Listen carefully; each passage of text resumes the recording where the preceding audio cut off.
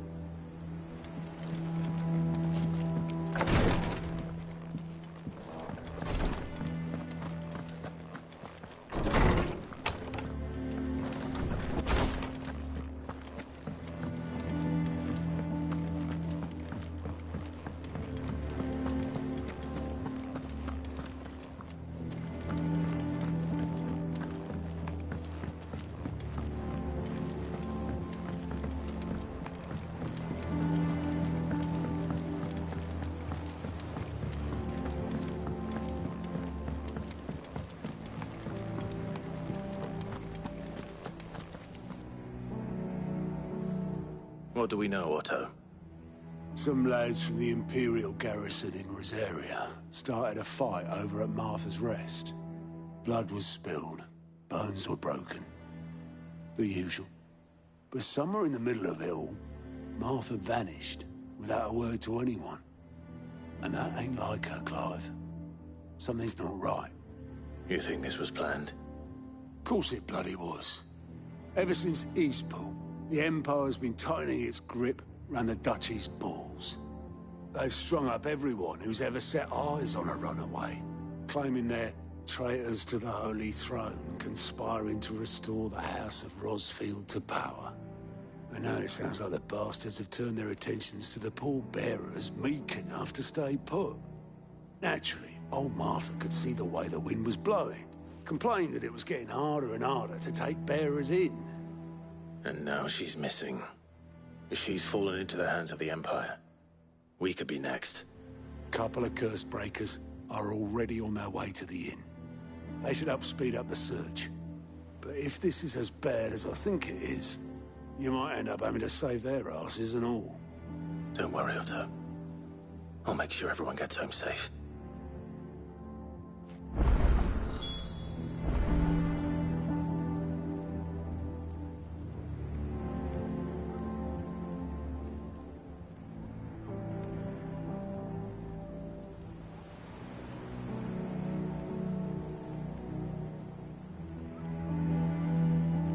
It's not that I don't trust Cole to do his bit, you understand?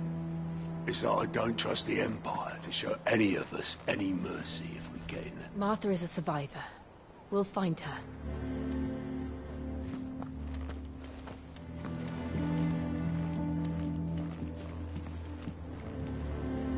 And how may I assist you today?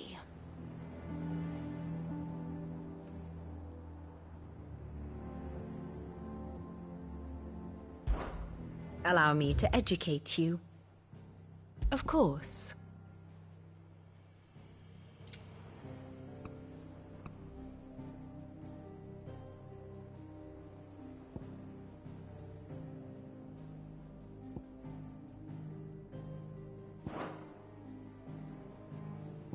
One must understand one's place in the world.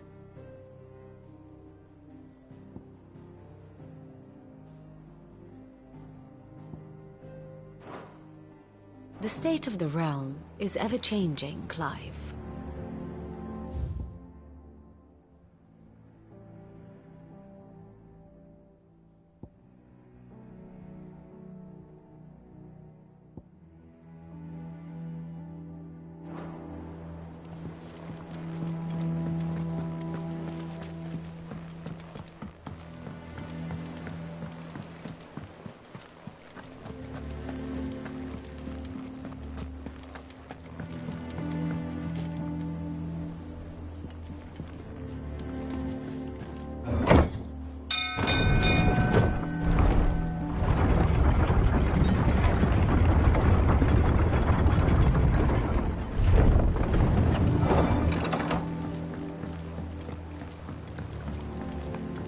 Welcome back, Sid.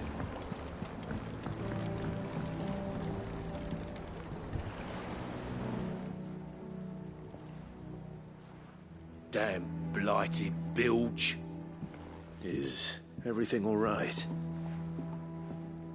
Aside from the holes in my hull, everything's roses. The lake water doesn't agree with it, then? That's one way of putting it. And unless you got some grand scheme to suck the black from the lake like we do in the atrium, that slurry'll keep eating away at the timber like young Tech does our lemon tarts. Suppose a coat of pitch might stave off the rock for a moon or so. Assuming we had any pitch, which we don't. Not any bloody more.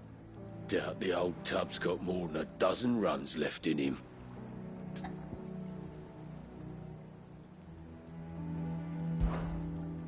Of course, Obolus. Your skiff is our only means of reaching the mainland. Well, I'm glad someone round here sees it that way. To make pitch, you need pitch trees. But in case you haven't noticed, live trees are one of the 1,000 things sorely lacking in the Deadlands. Now, I'm not so unkind as to ask you to fell a faraway forest and lug the logs back here to the mere, which is why we'll be needing a suitable alternative. And it just so happens I once heard the thorny pitchers of Curltail Falls cover themselves in a sticky wax to trap birds and beetles and whatnot. Might be enough to tide me over. Sounds easier than felling a faraway forest. That's for certain.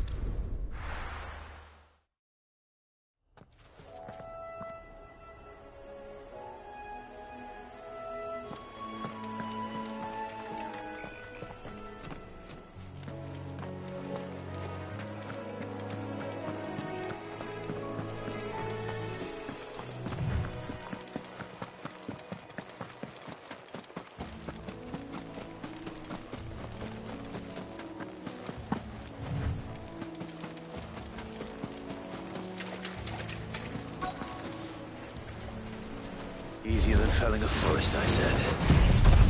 The trees don't have teeth.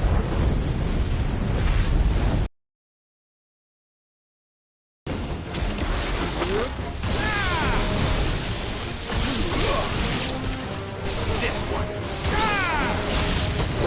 Get him! Go for it! Attack! Get him! Get him!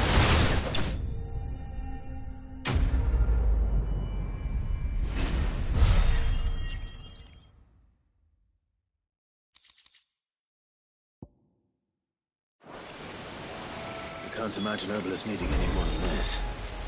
Time to head home.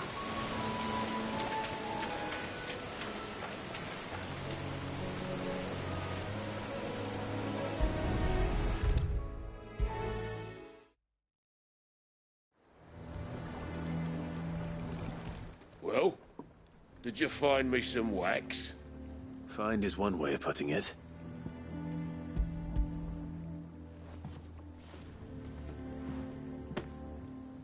Ugh!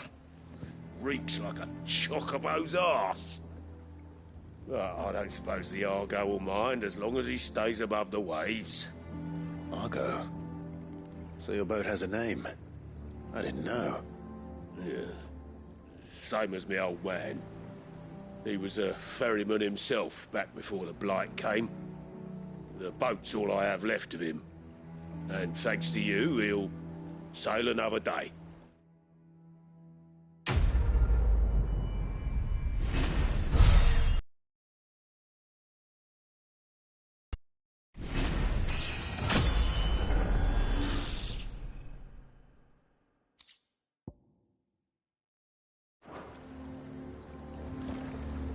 Yeah, Sid.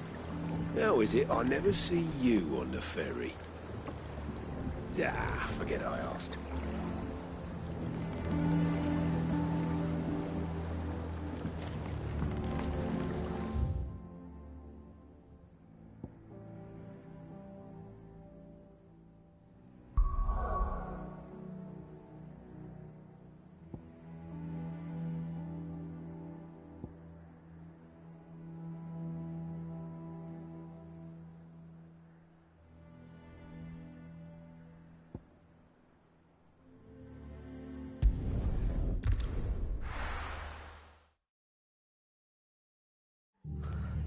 What happened here? Come on. We need to find the others.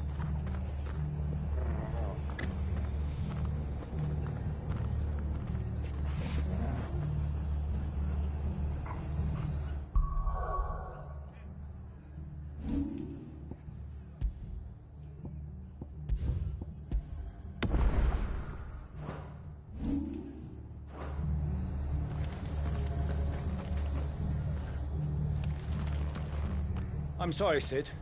We were too late. The Imperials have already left.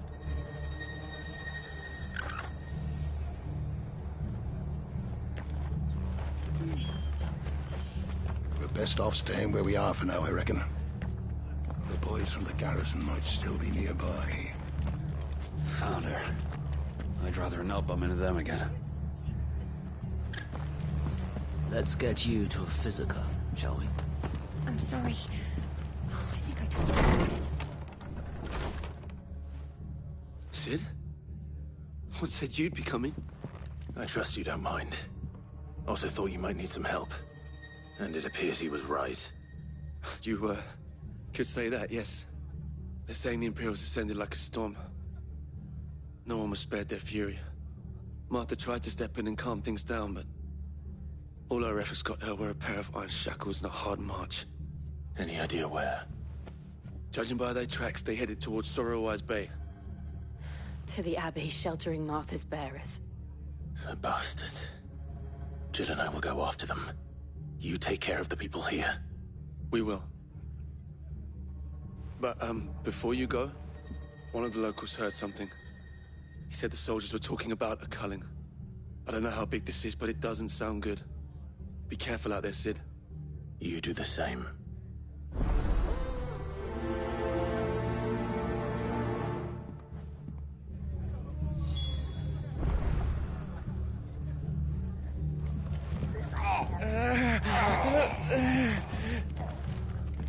Hold still. You're making it worse.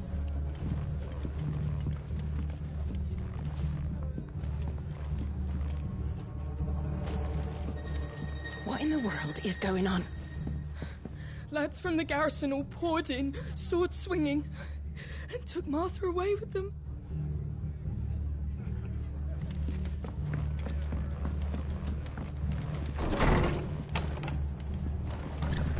Cole is right.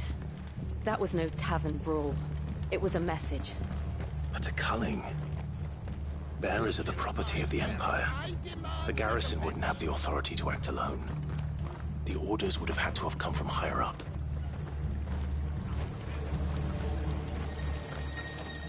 What are you after?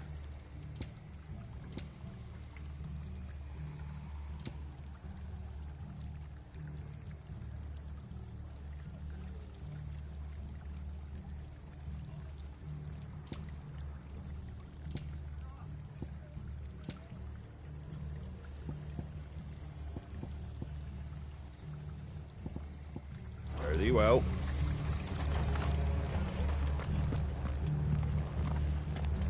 Oi, look sharp!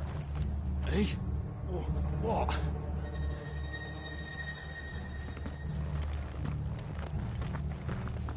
Good to see you, Sid. The soldiers who did this are long gone, I'm afraid. We're doing what we can to treat the wounded.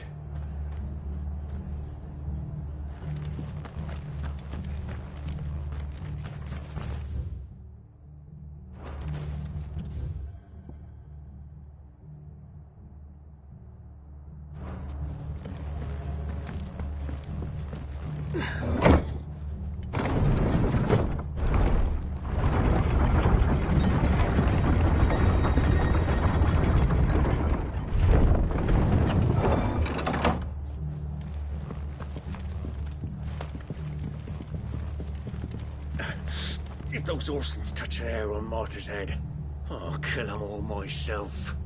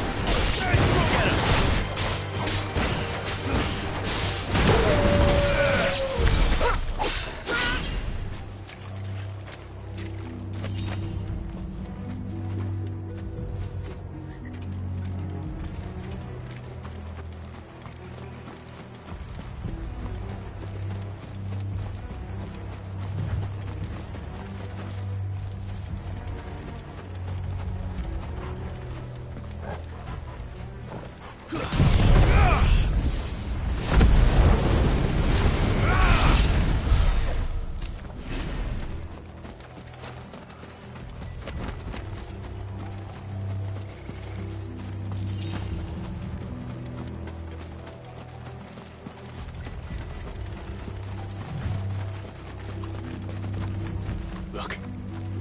Up ahead. Martha, are you hurt? Don't worry about me. It's them at the Abbey who need you. You have to do something. Tell us what happened. What happened? The damn Black Shields, that's what happened. The Black Shields? The bastards caught wind. The Abbot and I were helping bearers. They were gonna hang us both. When the sick rose from their beds, poor souls turned on the Imperials. Distracted them long enough for me to get away. Then they may still be alive. Martha, do you think you can make it back to the inn? Cole is there with the other curse breakers. I think so. Thank you, Clive.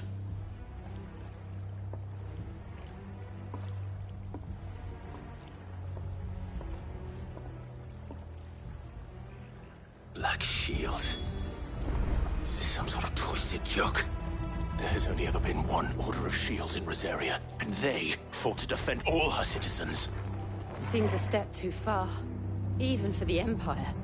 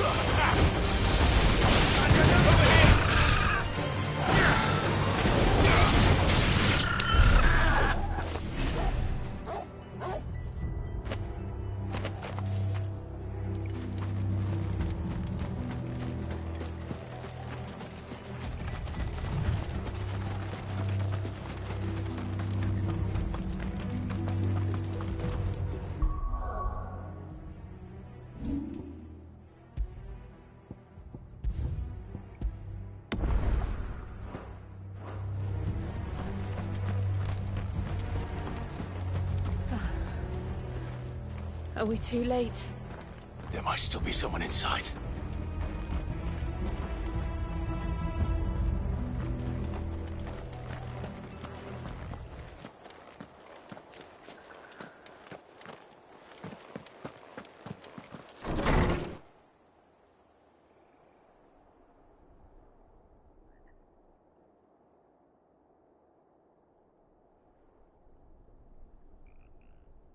No.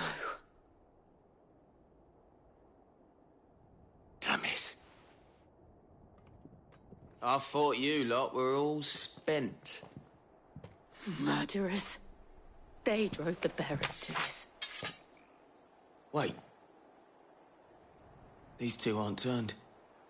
That bitch of an innkeeper must have sent them. Colluding with the enemies of the Empire is a serious offence. And for their crimes shall they be punished. Such is the law. To dwell in darkness.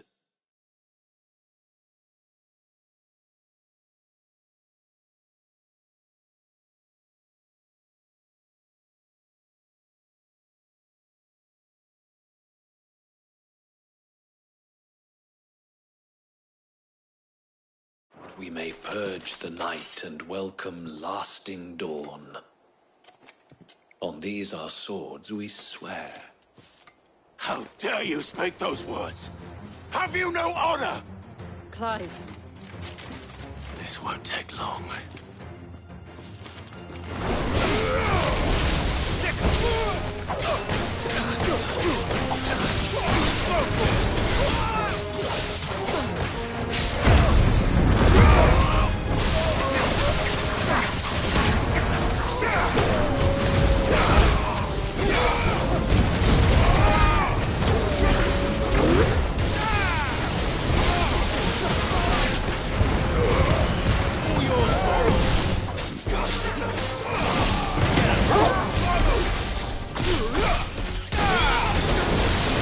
It's over.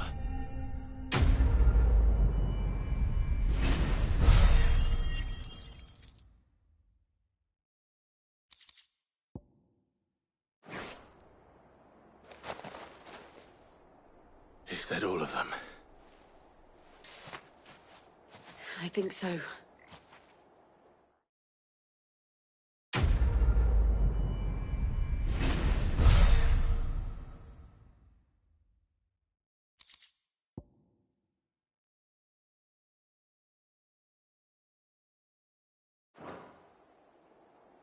I didn't see the abbot.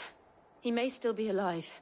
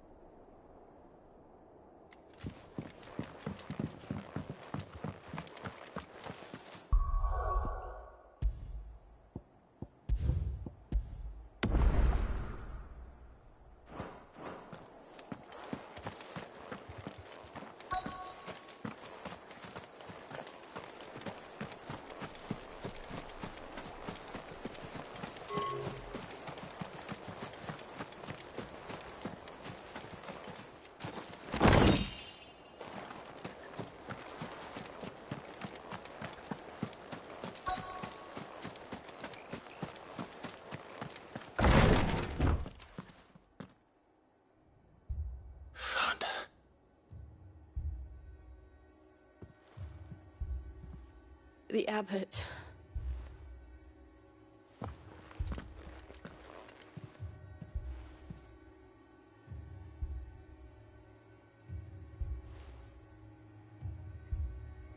The bearers died protecting him. Calling upon what little magic they had left in their bodies. Clive. He's breathing.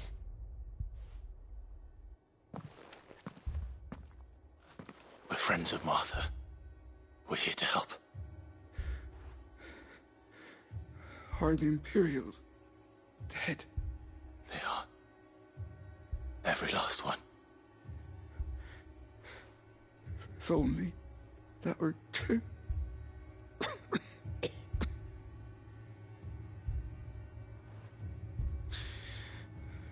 The Black Shields will return. The cullings will continue. Rosaria will never be saved unless we save her.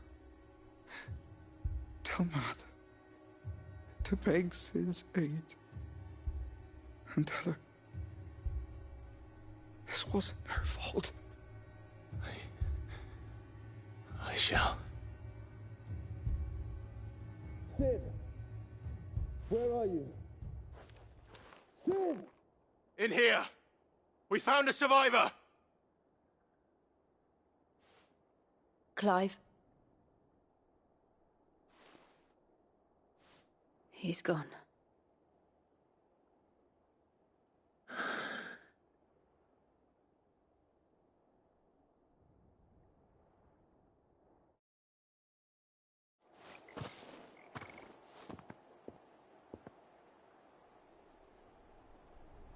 We've laid the abbot to rest. But the bearers... they didn't need to die like this. No, they didn't. But it was their choice. They knew the fate that awaited them and chose to meet it on their terms, fighting for those who fought for them. Martha said they rose from their beds, threw themselves at the Imperials so she and the abbot could escape. I've gathered the bearers' remains. We should consign them to the tide. There's a drawbridge not far from here. Radix jump. The currents there are swift. If the abbot was still with us, he'd have taken the dust there himself and performed the casting. I'll get someone to... I'll do it. Of course. Cole and I will remain here and see to the Imperials.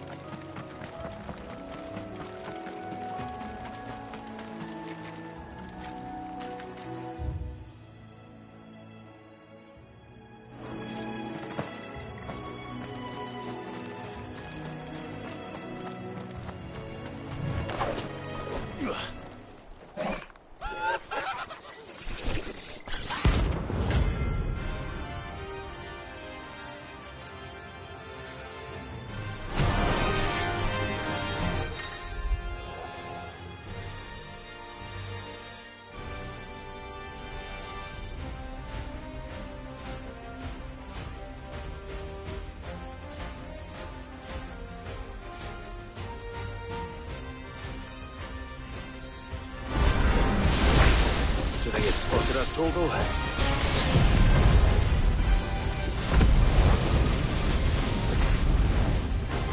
What am I saying? Of course it has. It's a floating eyeball.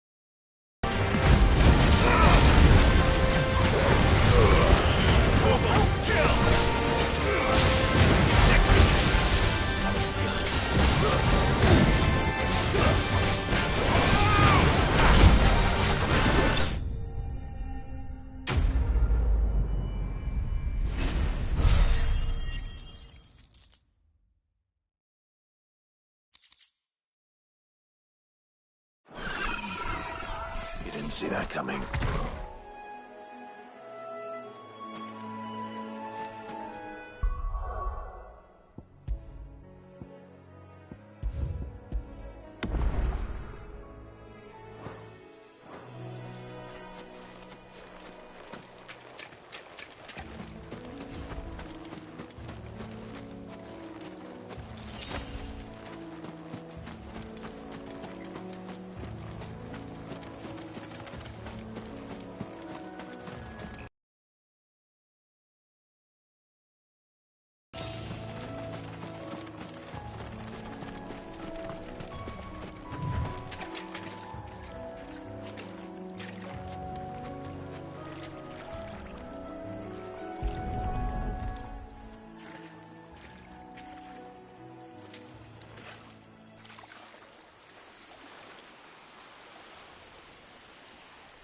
So shall the waters cleanse thee of thy burden, and bear it out to sea.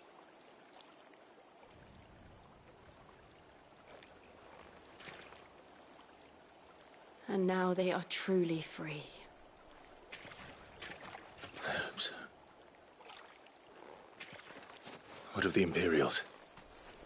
A pyre was made. It's more than they deserve. We should go back. Cole is worried about Martha. All right.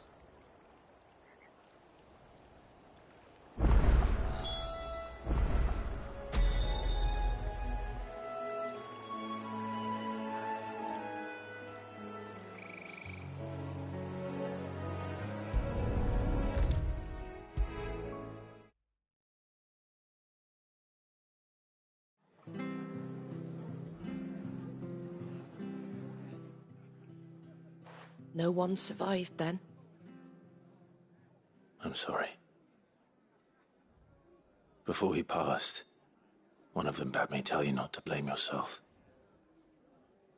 Doesn't mean I won't. Doesn't mean their blood's not on my hands. Cole said you cast their remains. That was good of you.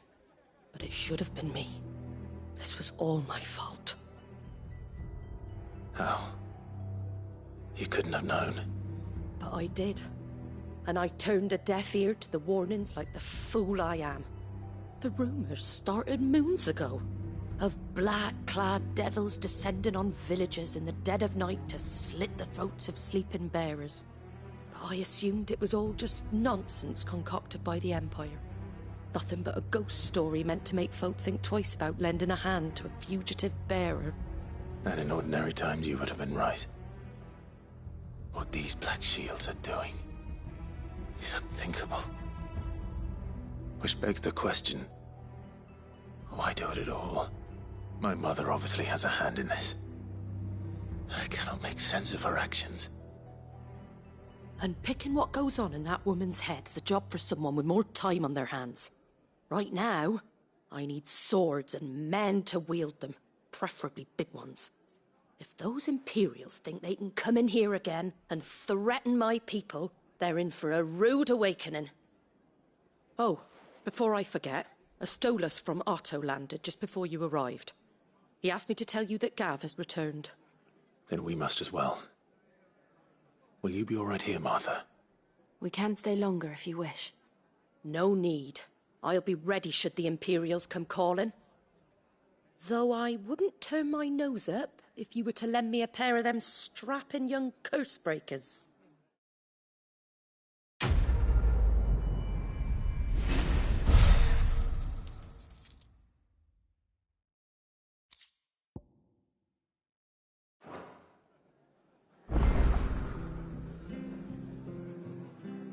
Those poor souls died to give me a chance to save others. I won't let their sacrifice be in vain. What in the world is going on? If you don't mind, Sid. I'd like to stay here with Martha. Just until she finds someone to guard the rest, that is. Martha's a stout soul, all right. Anyone else would be out cold after what she's been through.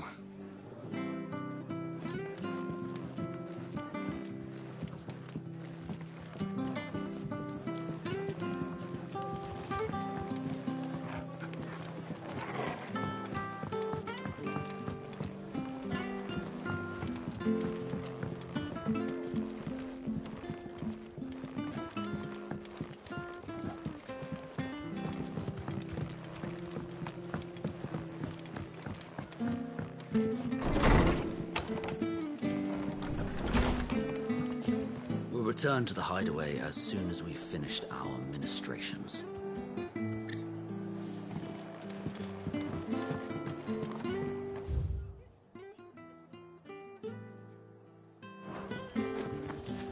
We're best off.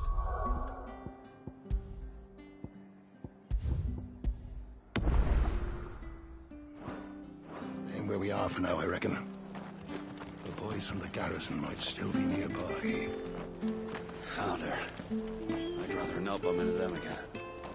We've been speaking with the Blood Axes about how best to protect the village. We won't let this happen again.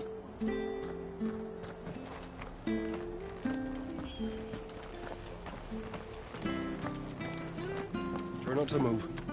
You'll only make it worse. I know. Oi! You there! Don't just pack. You handy with that sword of yours? Course you are. Bet you're a... Now, question is, are you willing to use it or not? 'Cause a flock of noble chocobos... Chocobos? You heard me right. Wild birds? Hmm? The big ones? And not just any chocobos at that.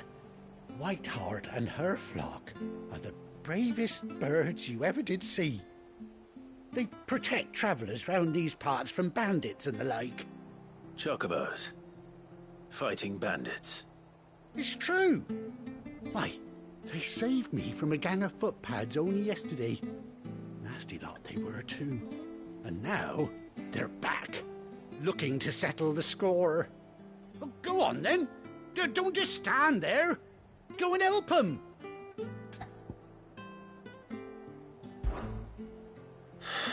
All right. There's a good lad. Where can I find these chocobos? I saw him cut across the way over yonder. The rotten scoundrels were driving the poor things towards the old dock. It's a dead end, that is. You save Whiteheart and her flock, you hear me? There ain't a pluckier bird in all the world. She's a hero to us locals. And don't worry, you'll know her when you see her right enough. I'm sure I will. And good luck to you. And give those no-good bastards a hiding from me.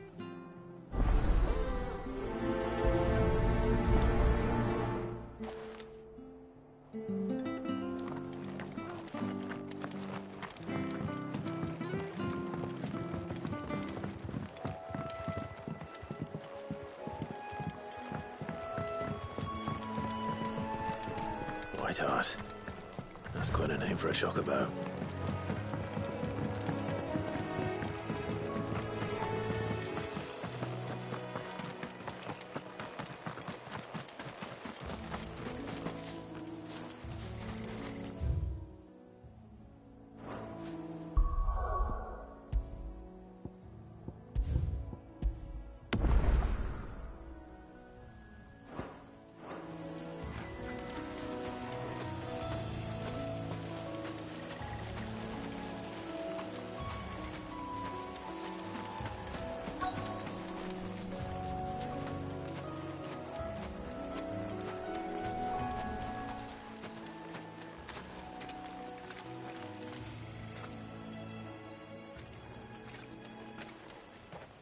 A white feather. I thought Ambrosia was one of a kind. Speaking of brave birds. Looks like they went that way.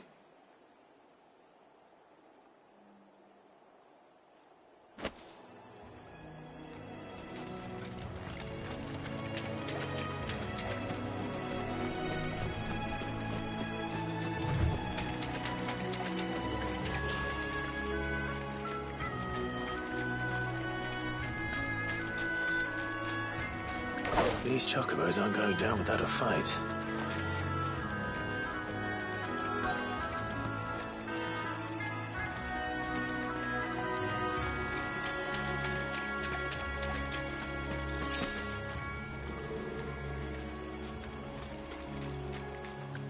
They're in trouble.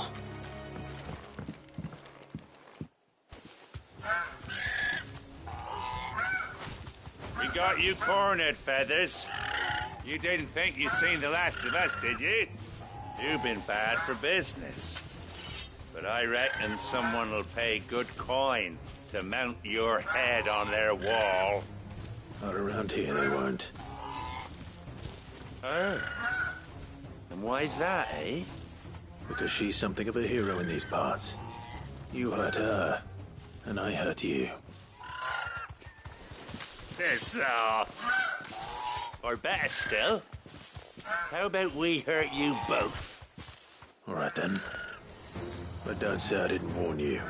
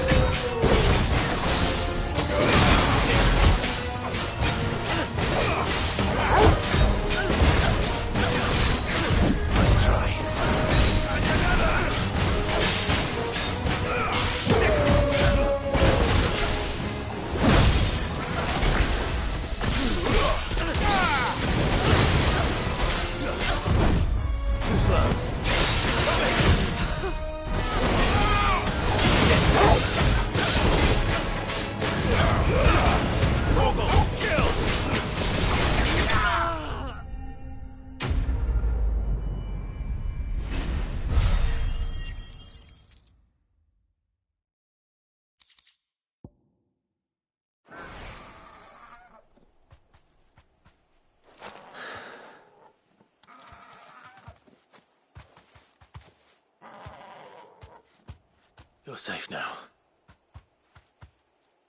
White Heart, I presume.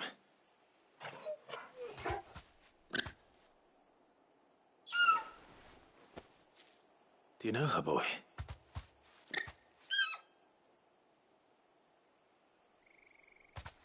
That scar.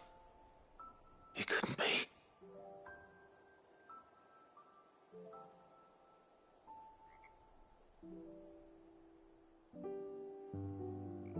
Ambrosia.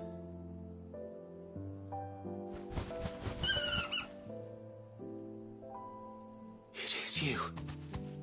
You survived.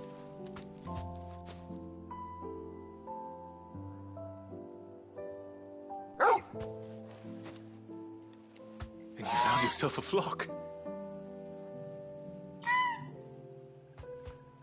Oi! Is it over? I thought I'd come and see how you were getting on. Oh, you sorted the bastards then. I knew you would. And the whole flock made it through unscathed. Thankfully, they did. And not only that.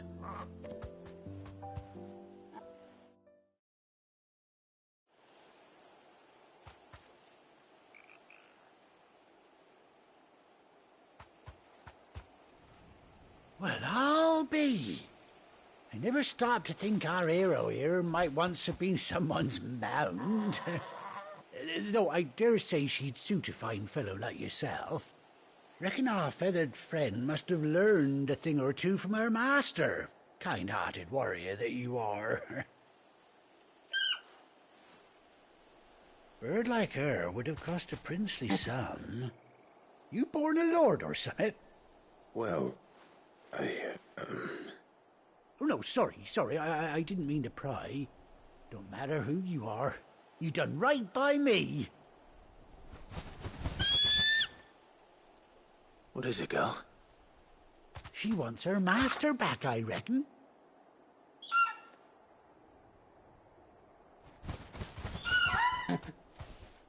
Told you. And it seems her pals agree. Is that it? You want to come with me? Well, bugger me if this ain't a heartwarming sight. The lads down the stables will be hearing about this tonight.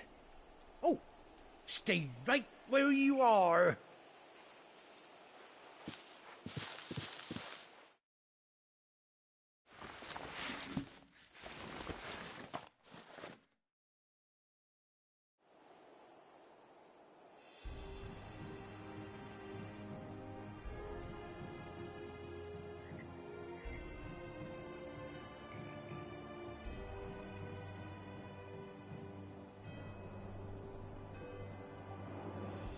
Doesn't she cut an handsome figure, eh? She does indeed. How much do I owe you? Ah, a few scraps of leather's the very least I owe old Whiteheart. Oh, I'll be sad to see her go, of course. But she's earned her right to happiness and more besides. Don't you worry, we'll get along just fine without her. You hear that, Whiteheart? You've earned yourself some time off. You have fun traveling with your master now.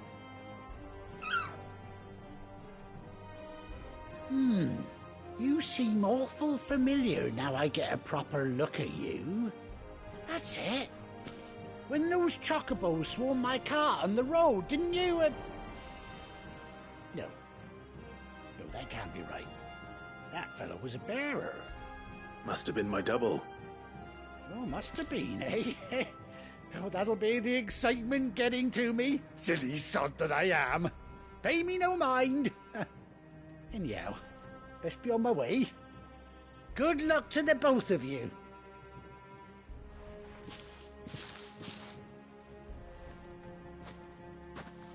You take care of your flock for now. I'll call you when I need you.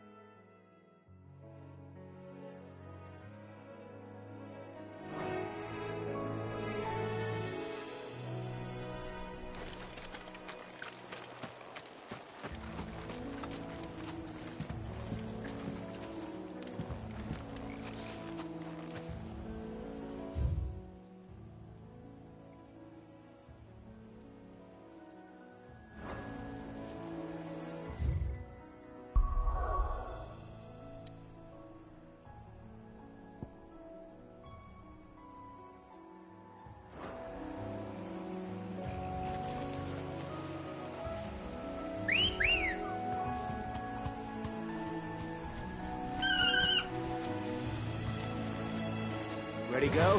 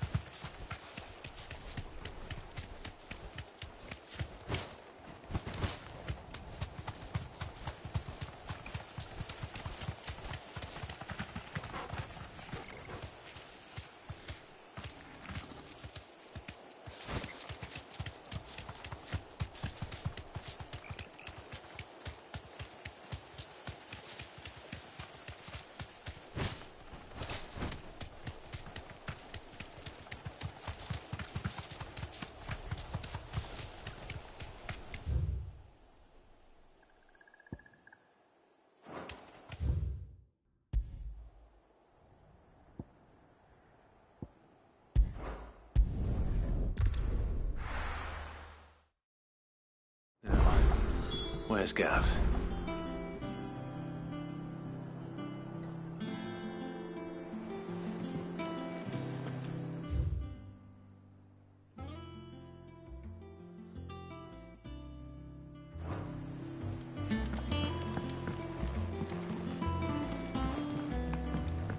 Gav should be back by now. I hear there's trouble in Rosaria.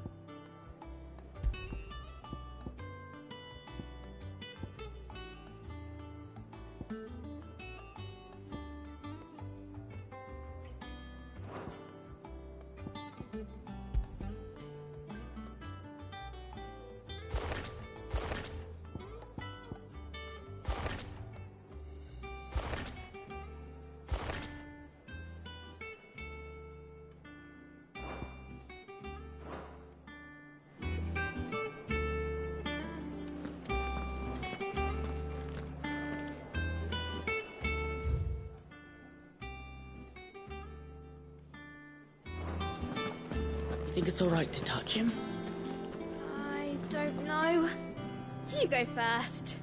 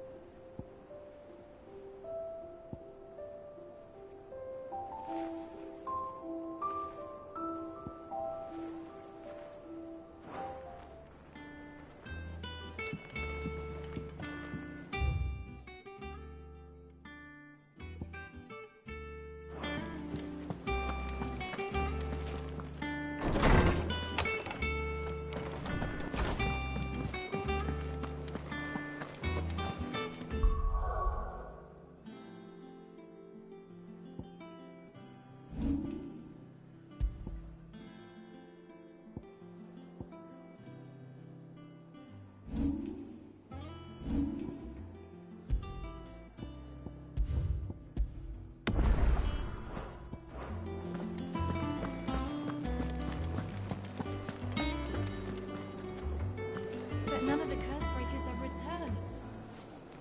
Ah, Clive! Oh, I've missed that scowl. Where's my report? What, no kind words for your old pal Gav? If it's kind words you're after, you're fishing in the wrong barrel. Now sit down, you fool.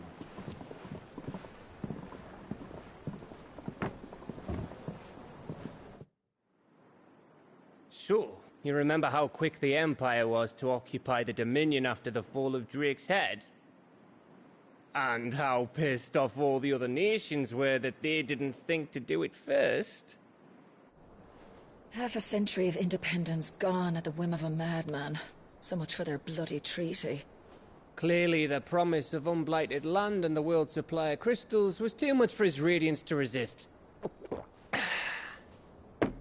And now the Republic's finally decided to follow suit, using liberation as an excuse to declare war on Sambrek.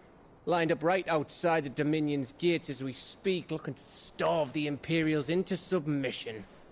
And now all eyes are on the Strait of Author. While the two nations beat their shields, the rest sharpen their daggers, ready to set upon the war-weary victor. They'll never see us coming. It's time we moved on the Mother Crystals.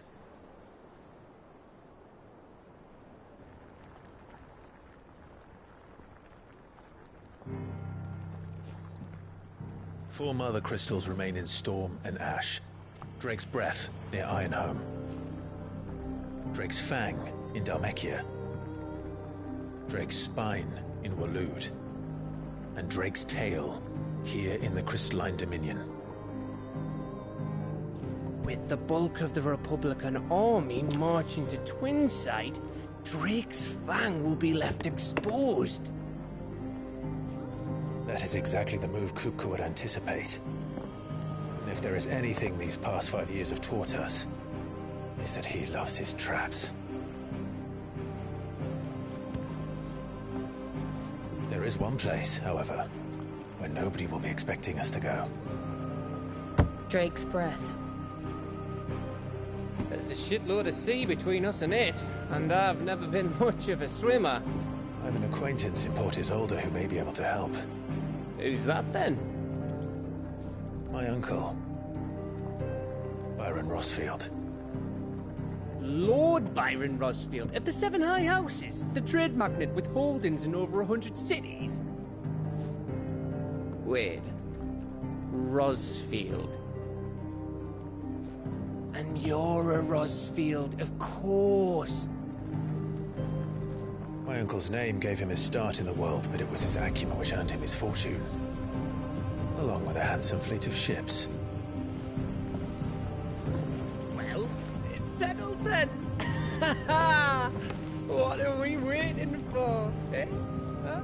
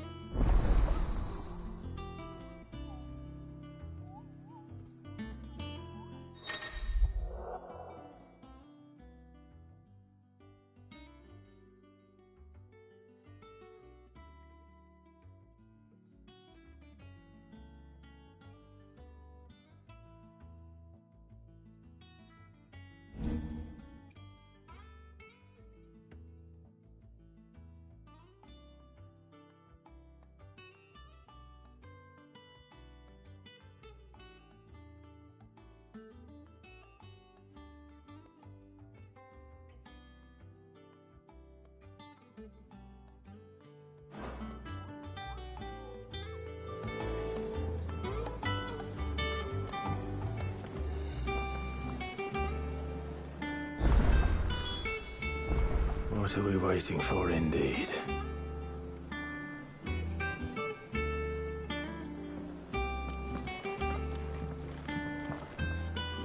Welcome back, Sid.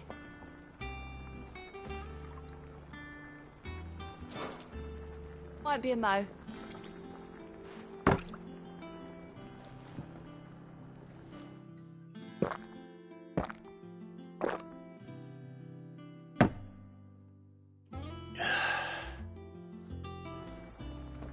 Don't be a stranger, Sid.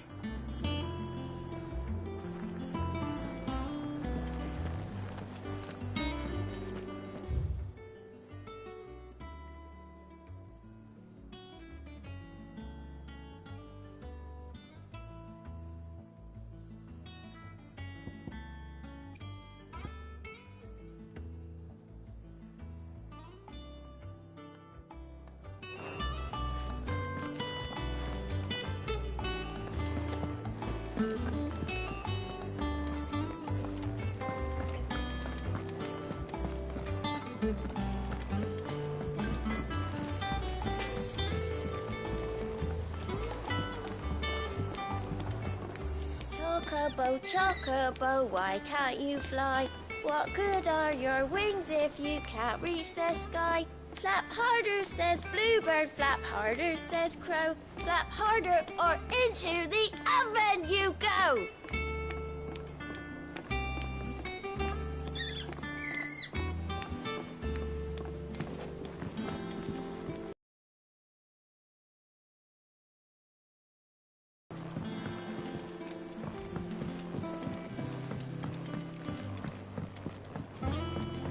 How much water can a flower drink?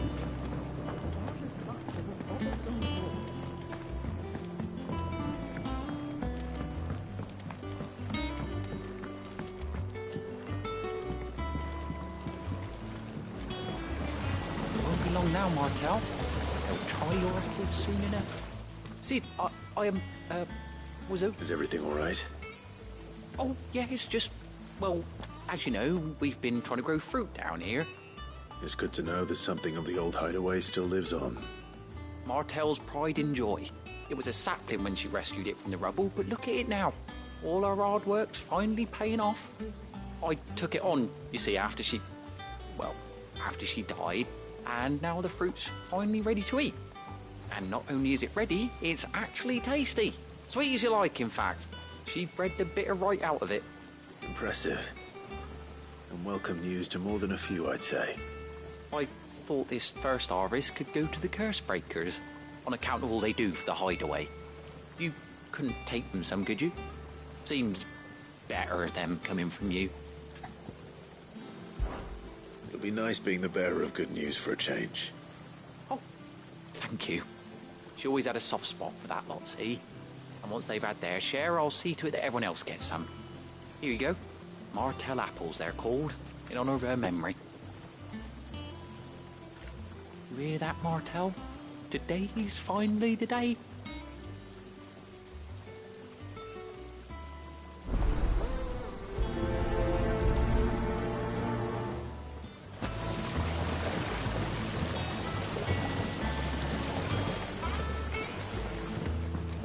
It's not the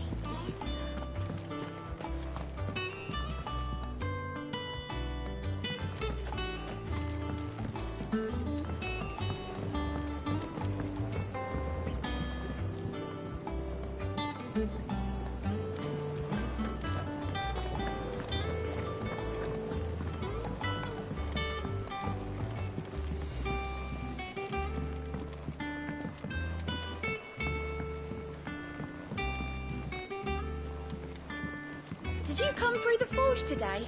It smells like a still. It would explain Blackson's foul mood. All that pounding must be splitting his skull.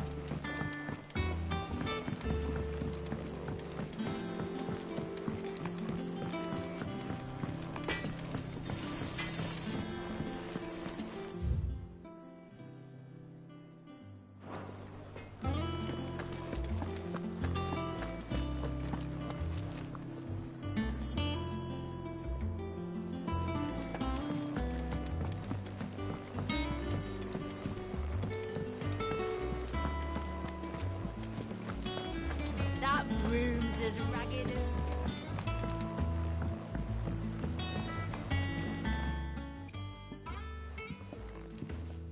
You two look like you could use something to eat.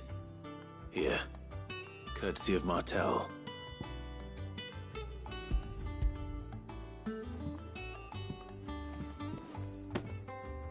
Martel.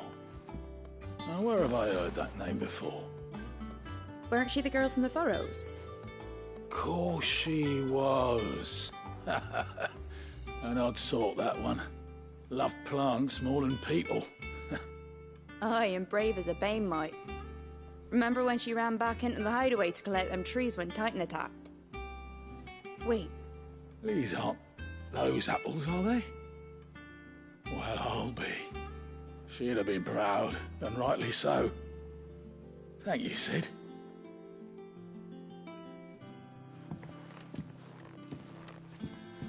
Others weren't so lucky, though. Them old apples were enough to curdle your guts. But these beauties are as sweet as you like. I'll have to pay the boys down in the backyard a visit to tell them thanks.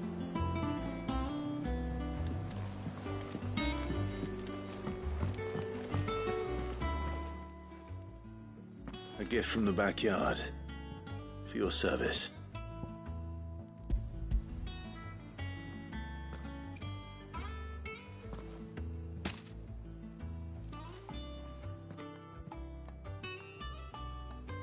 Blimey, these take me back. I haven't seen a hideaway apple since. Old Sid was the only one who could stomach the things. He'd nab 'em right from the branch, make Martel livid. Not that anyone could stay mad at the man for long. That sounds like the Sid I knew, all right.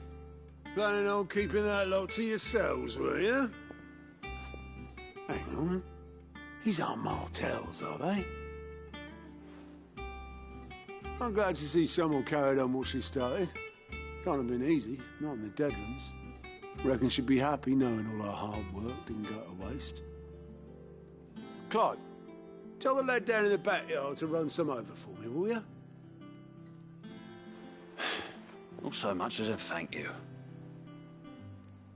Well, I've got some manners at least. Thanks, Sid. You can leave the basket with me.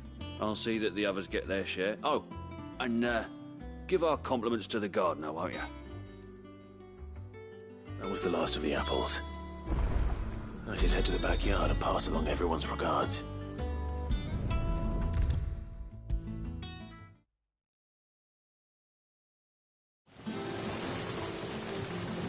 The Cursebreakers sent their thanks. And their compliments. They were clearly very fond of Martel. They remembered her? After all these years? I suppose she was very kind, even to a tongue-tied lummox like me. You were one of the good ones, Martel. Why did you have to die? She put everything into her work. She wasn't going to rest until we had fruit sweet enough to enjoy. And now we do. When she died, I named a sapling after her. And now it's a full-grown tree. Martel lives on through the fruit it bears. And through you. Her dream would have died with her, had you not kept it alive. That's something to be proud of. I didn't do anything really, but thank you. You're kinder to me than I deserve. By the way, Otto's expecting some of your crop. And I wouldn't mind some of it either, if that's not too much to ask. Of course not. I'll see that you're both well provided for. They like your fruit, Martel. Isn't that wonderful? I'd say it's about time we planted you some siblings, don't you think?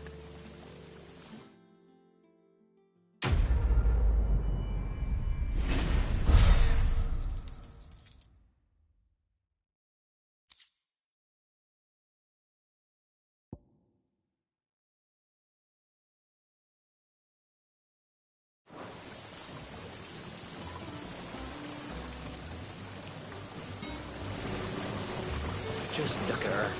Isn't Martel in fine fettle? What about young Boppy here? He's got some work to do if he wants to catch up with his brother Kenneth. This ton here pulls the black from the lake water and renders it pure. You'll have to ask Mid if you want to know how it works, though.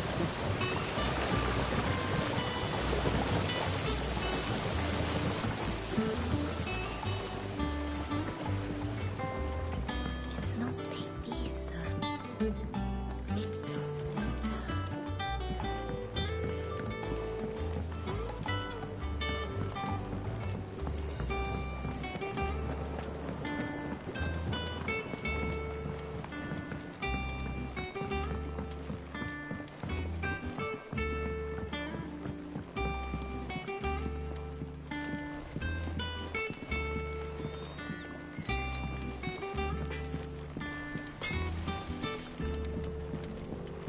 You think it's all right to touch him?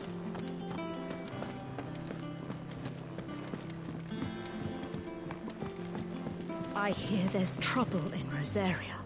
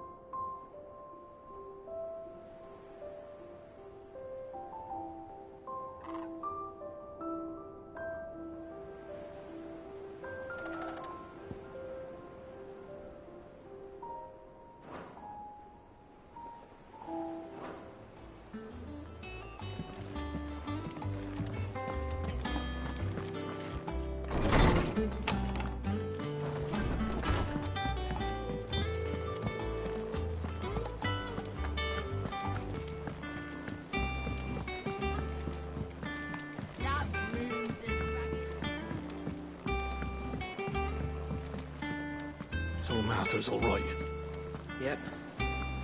Others weren't so lucky, though.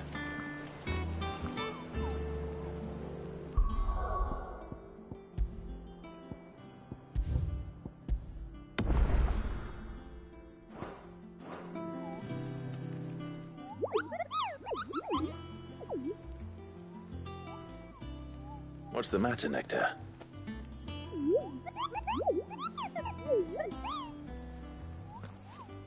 The hunt board?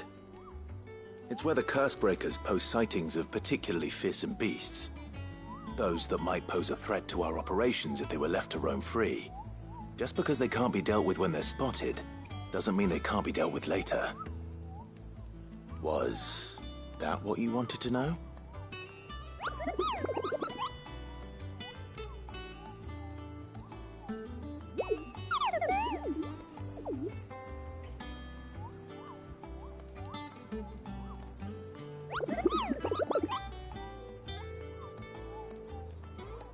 Right. Well, leaving your mightiness aside for the moment, the people of Valisthea are going through a lot already. What with the Blight and the war, the last thing they need is ungodly fiends terrorizing them on top of everything else. So if the Cursebreakers are too busy to help, then perhaps I can. Or at least I can try.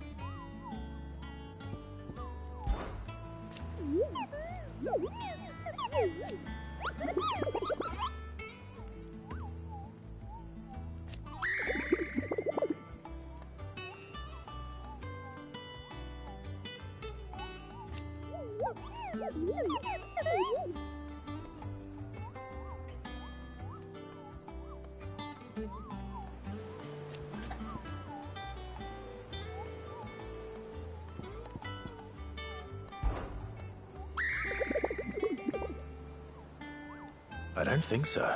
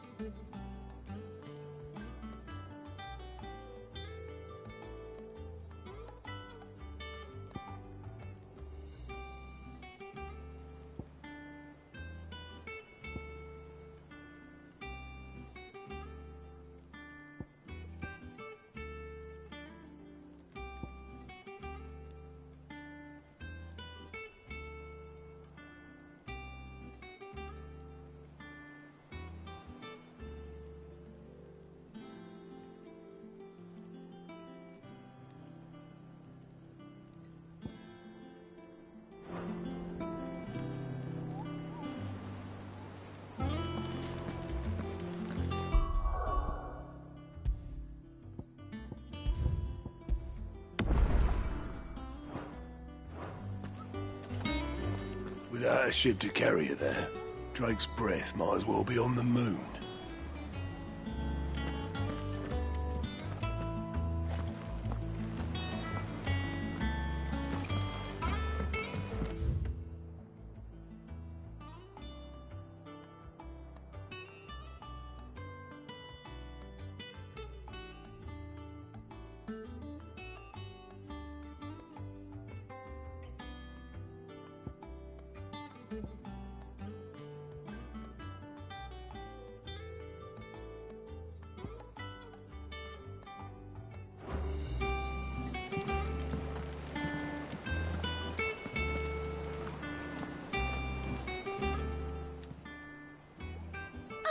arrive.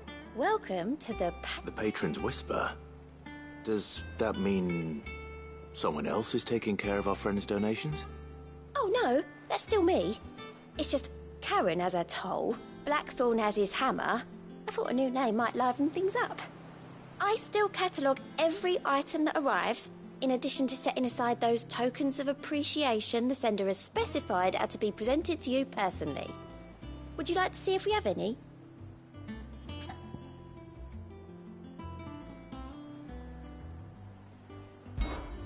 Your benefactors are a generous lot.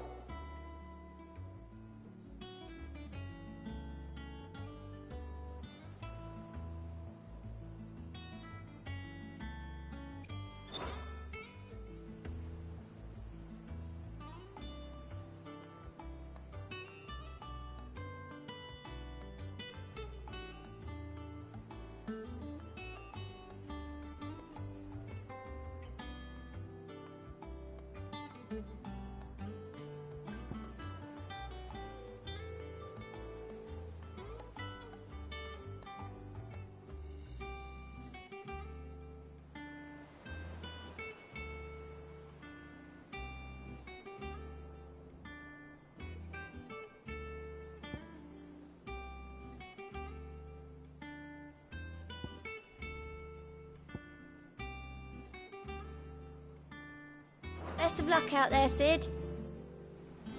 Welcome to the Patron's Whisper. Business is busy.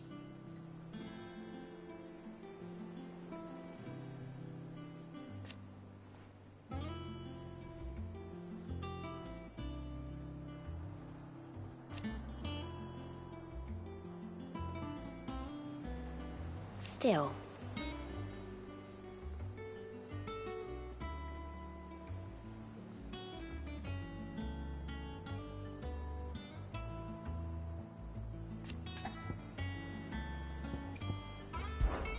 Words are immortal.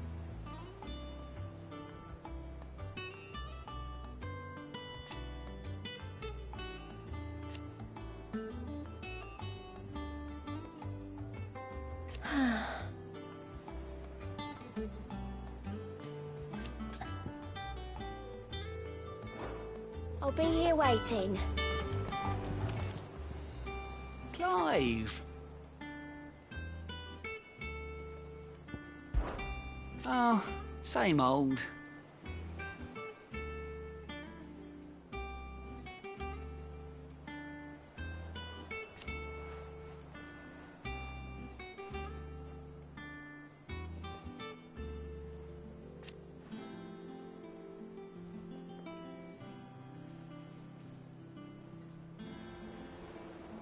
So,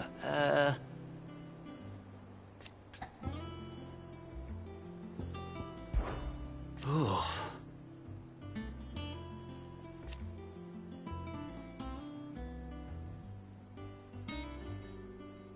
And Sid.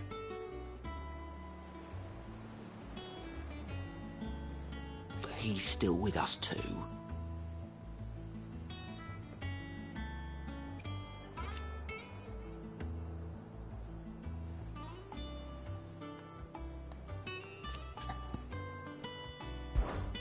Here you go.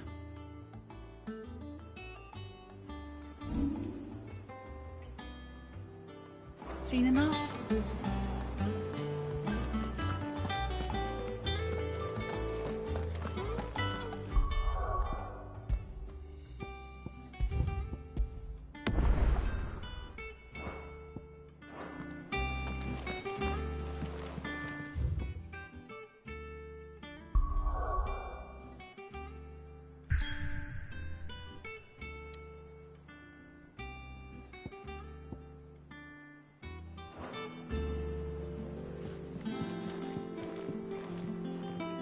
Here for another of my lectures.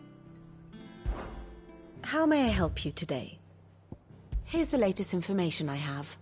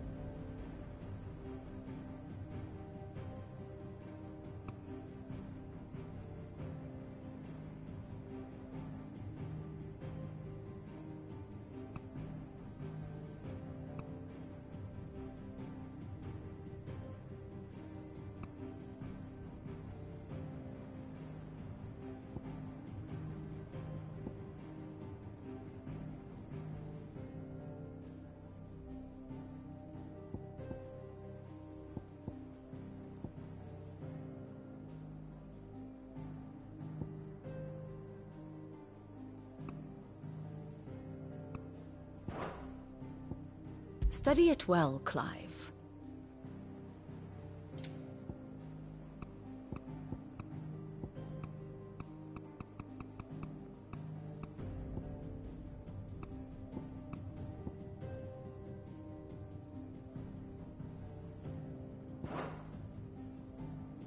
Thus ends today's lesson.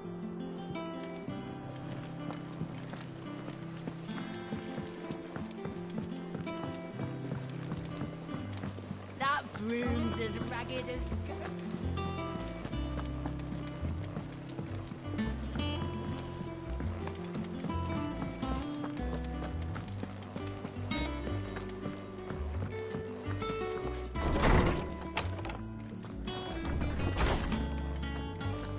Everyone used to live in the sky. Where did they keep their fish? My knowledge is yours. I have a few new notes that might interest you.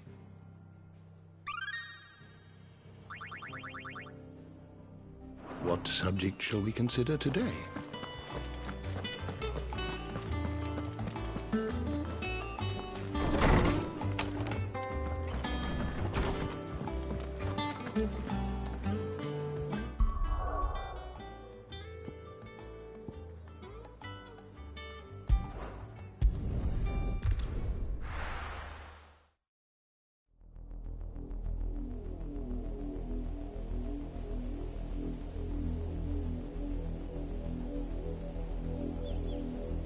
Do you think it was wise to leave, Gav?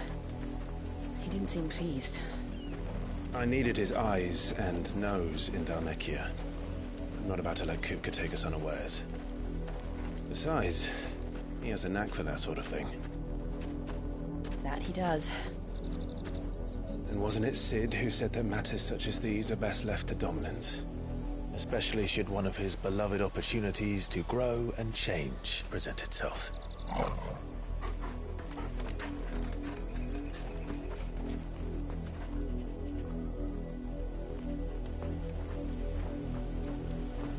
I always knew that I would return one day. Return to Ironhome. For what? After learning the truth, you were given the chance to face your past.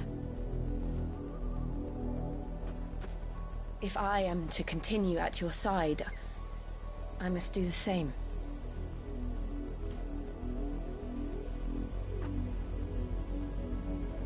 We will face it together then. To the end.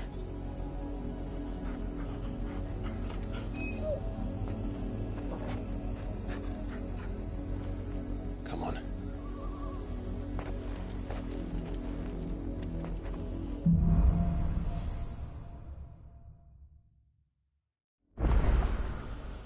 How far do you think your mother's reach extends? Will we find the same tragedy in the south as we did at Mar...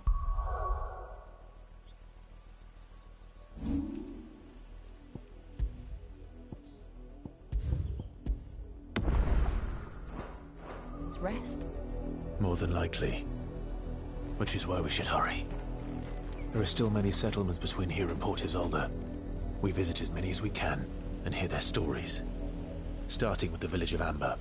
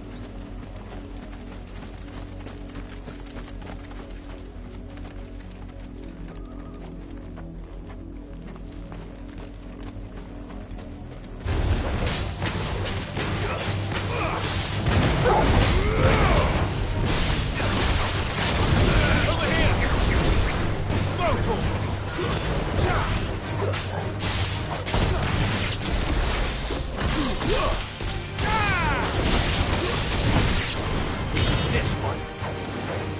Get him.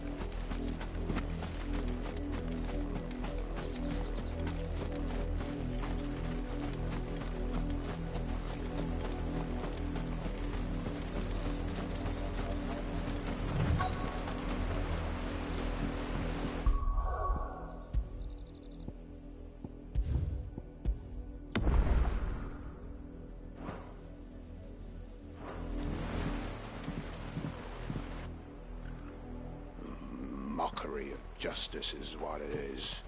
Lord Elwyn would never have stood for this. Quiet, you! I think we're loyalists. Jill, look.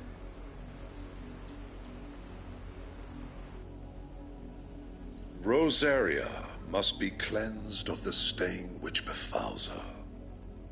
that she might rise once again from the ashes to welcome a new dawn. 'Twould be a pity to make examples of you all for the transgressions of but a handful. Of course, your lordship. You shall have our full cooperation.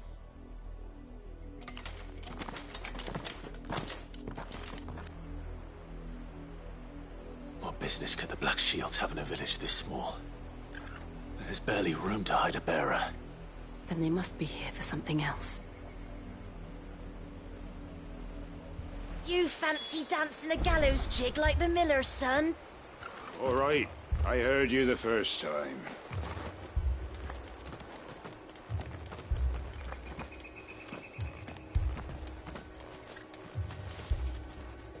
Welcome, stranger.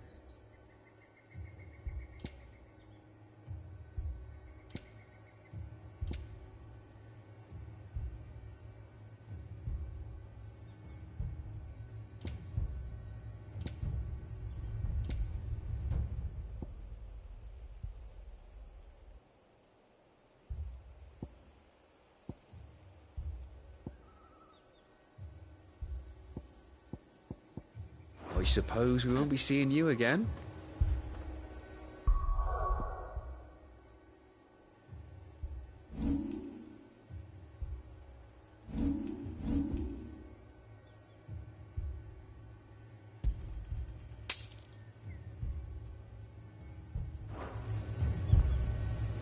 You're a long way from home, aren't you? You won't be disappointed.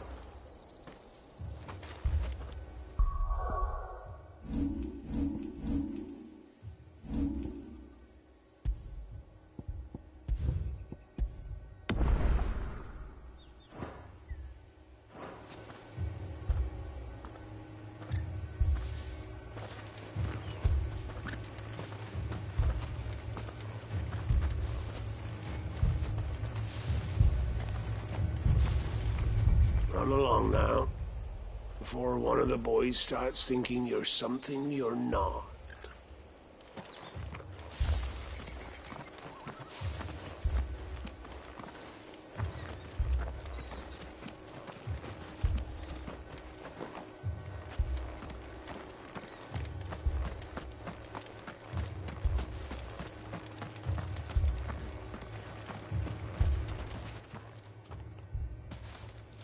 Excuse me, but what was all that about earlier? You haven't heard? Someone's been stirring up trouble. There have been attacks on the garrison, supplies stolen. They even say a Black Shield was murdered. The Empire wants answers, and what the Empire wants, the Empire gets. Don't they just? Keep your ears open, eh? The Black Shields will pay good coin for information on the culprits. You'd have to be dull as a sack of stones to think you could take on the Empire. What with their 100 full legions? 100? I heard it were 1,000. There was a time my husband might have stood up to those men. Though back then, he wouldn't have needed to.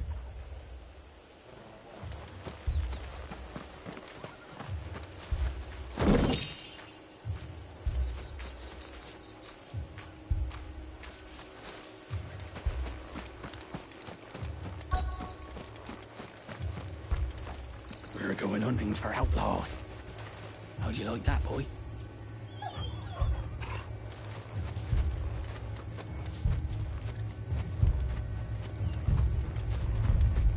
Two more left to join the garrison this very morn. At this rate, there'll be none left to help with the harvest.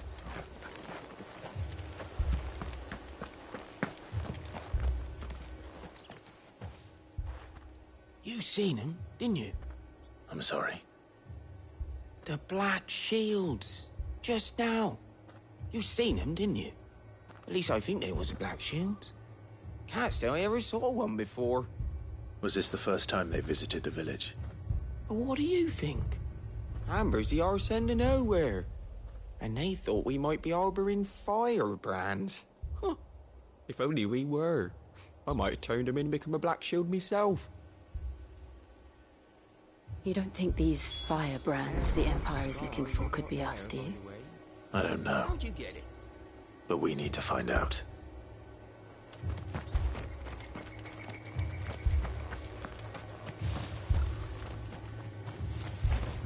Word is, Port Isolde's closed her gates to all but the Highborn, and now a great camp sprung up along the walls.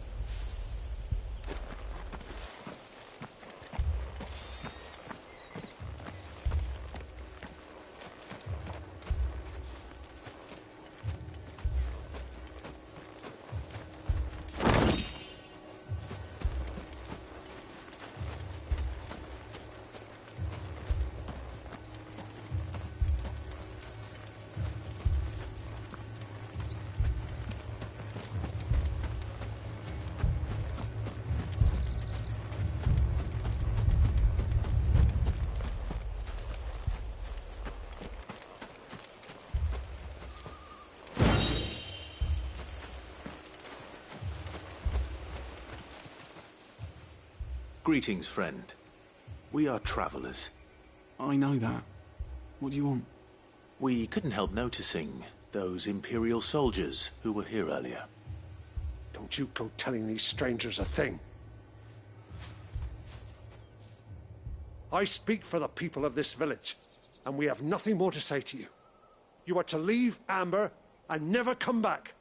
May I at least ask why?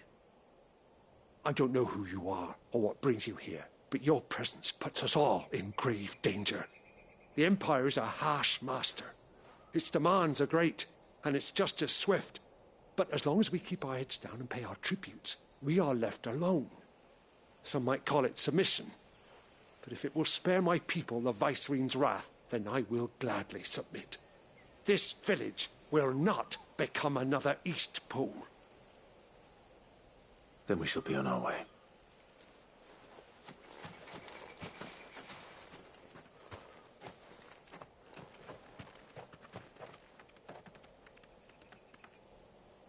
These people live with a knife to their throats. In the mistaken belief that if they cooperate, my mother will show them mercy. Obedience bought with fear. Are you all right? Sorry, It's nothing. We still don't know who the Black Shields are looking for. Well, whoever they are, the Imperials deem them worth pursuing to the back of beyond. But other than Martha, who else in Rosari would have the courage to stand against the Empire? A new ally would certainly be welcome. Can we find them before the Imperials do? Perhaps the next village will yield more answers. Perhaps.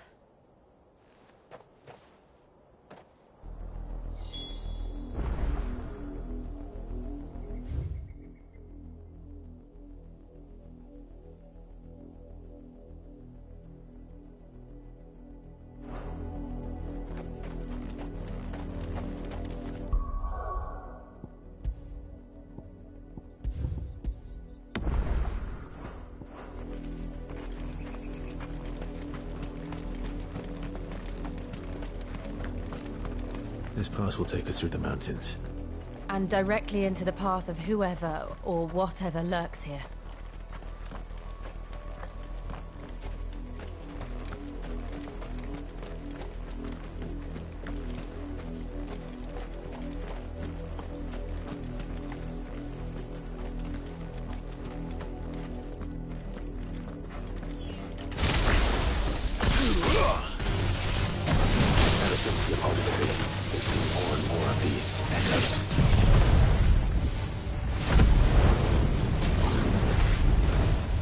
What do you think is waking them?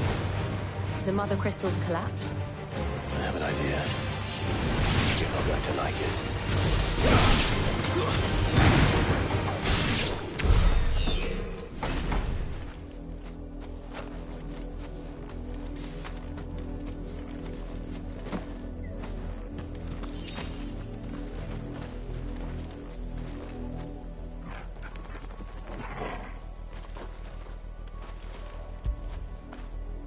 Fetch!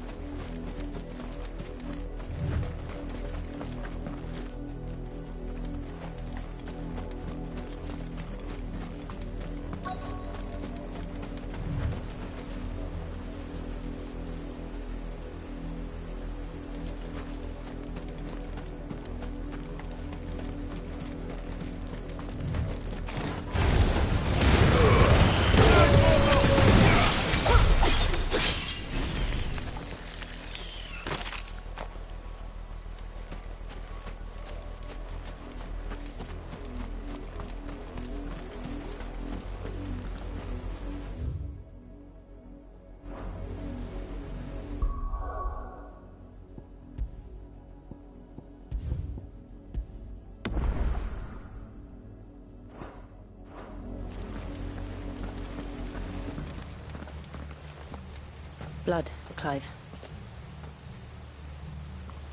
And still wet.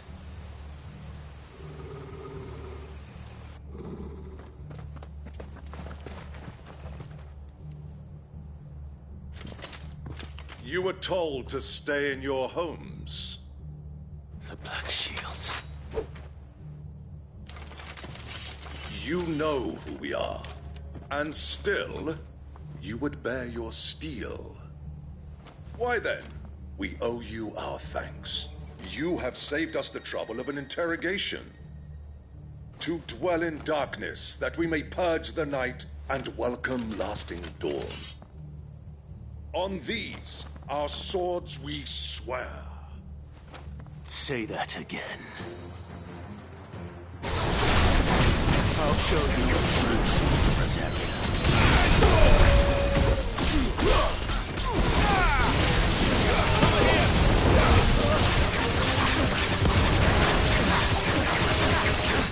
This one. Stay down.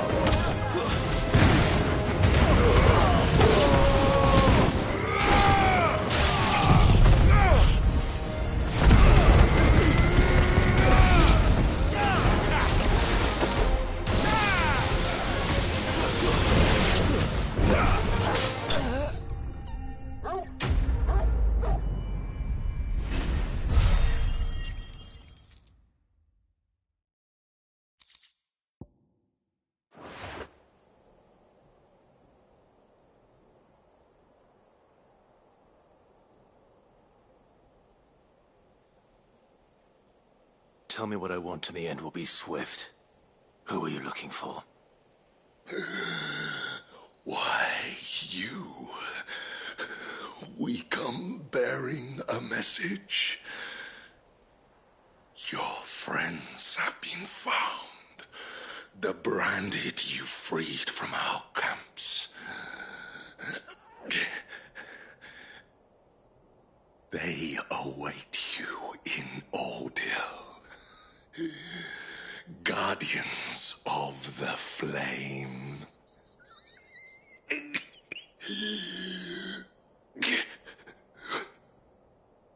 Those are Old Hill's gates. Then we hurry.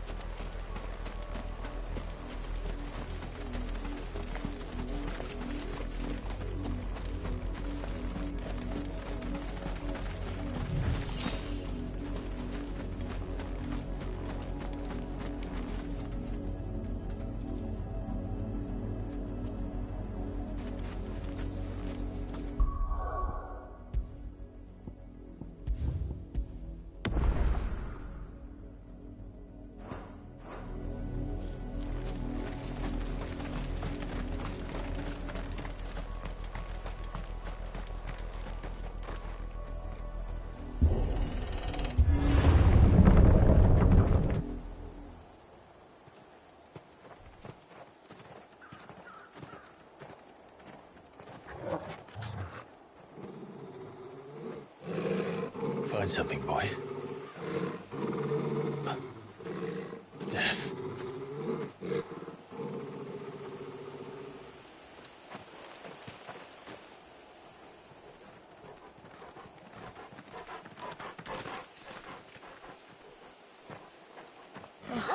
flounder.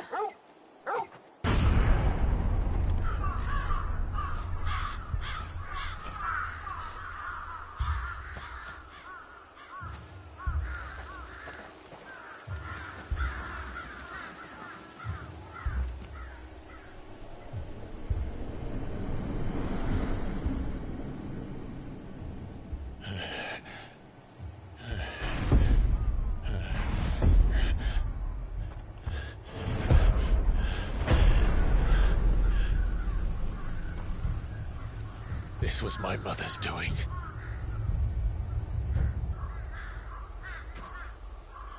But why? Why would anyone... I don't know. I never truly understood her.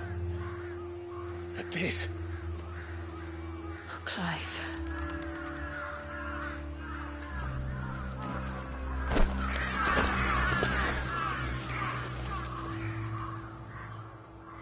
I will learn what madness drives her, and I will end it.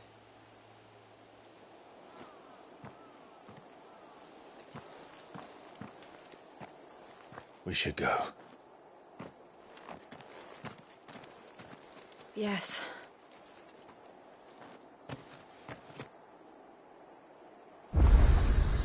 We can't leave them here like this.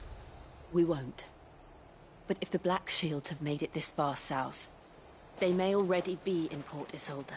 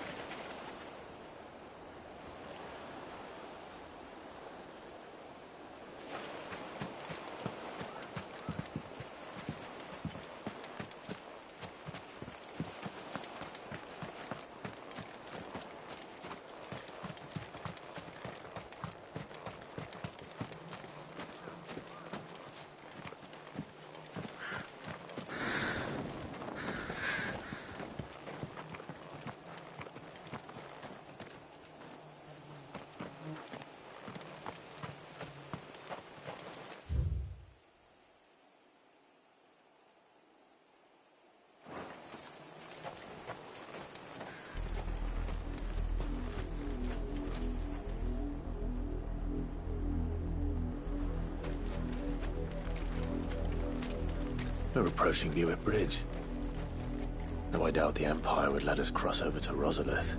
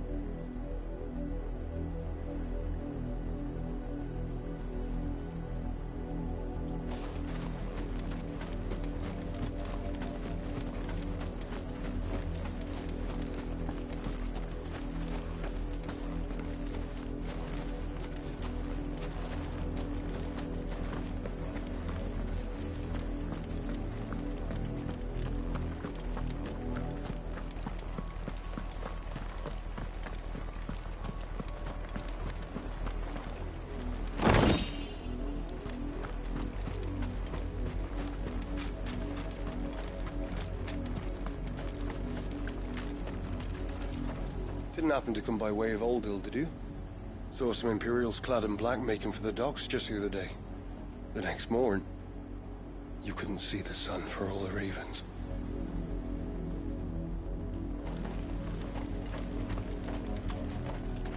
I did, Mummy.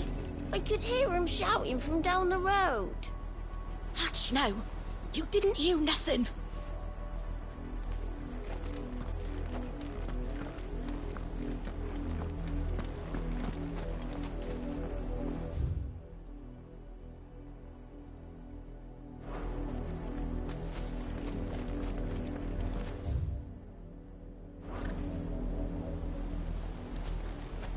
They tell us there's a curfew, but then refuse us passage back to our homes.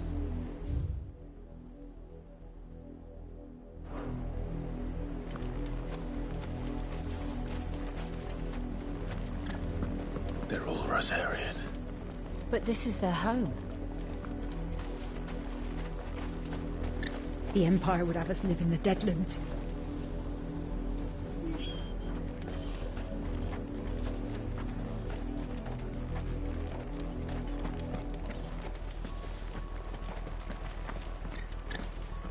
Don't go thinking you'll find refuge in the houses outside Port Isolde. The place is a wretched hive of thieves and blackguards. You'll find no succor to the south travellers, nor beyond the Buet. The Empire has seen fit to banish.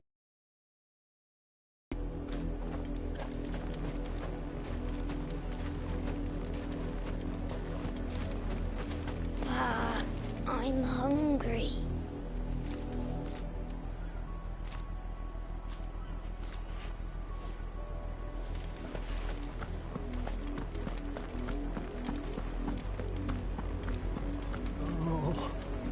You like surviving overnight? Passage to the provincial capital is restricted to Imperial Army personnel. The gates are closed! Begone!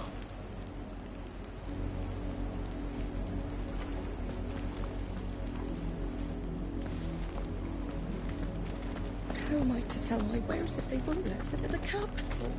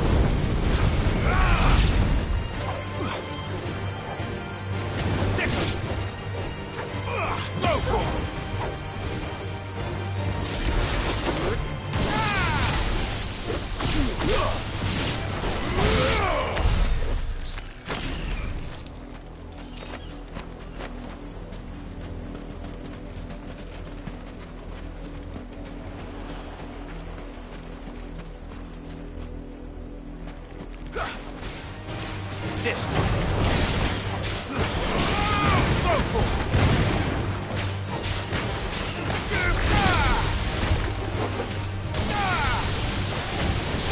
It's over.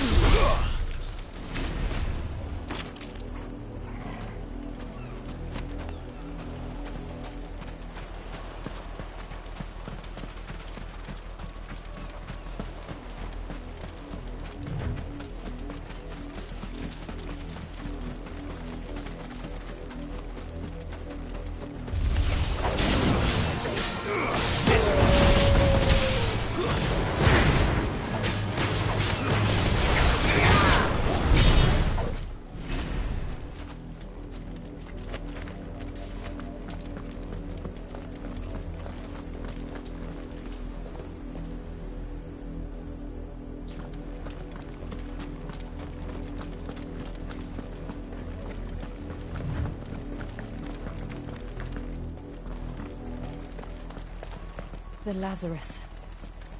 What happened to this place? My mother happened. The nobles who lived here didn't stand a chance. Let's hope my uncle fared better.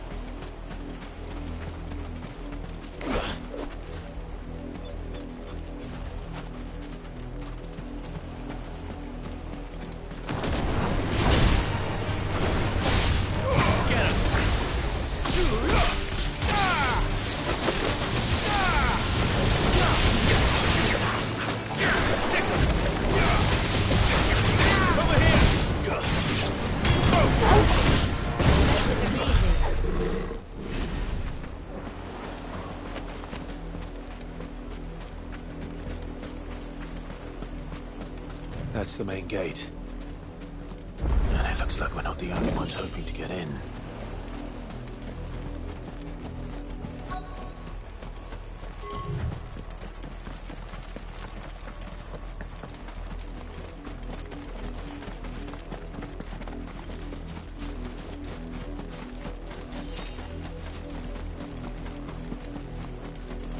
We should start with the main gate and see where that gets us.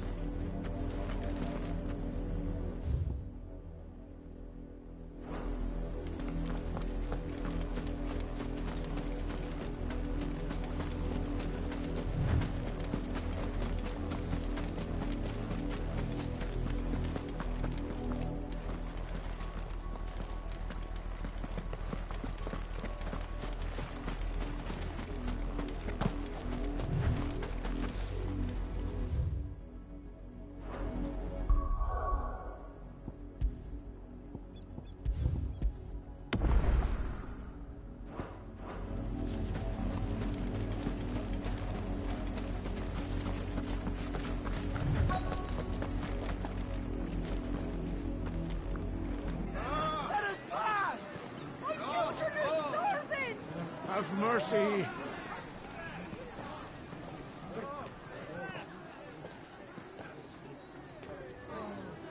Ishrin's dogs, they are! You can't ignore us forever! Let us in, or we'll die on your doorstep! Better out there than in here! Oh, enough! Fuck off! I'm the chinless bastards! Those crystals belong to us all! I said, where were you, filth? Back to your sties! Cut you down where you stand! Destroy it! No chance of slipping through unnoticed. We'll need to find another way in.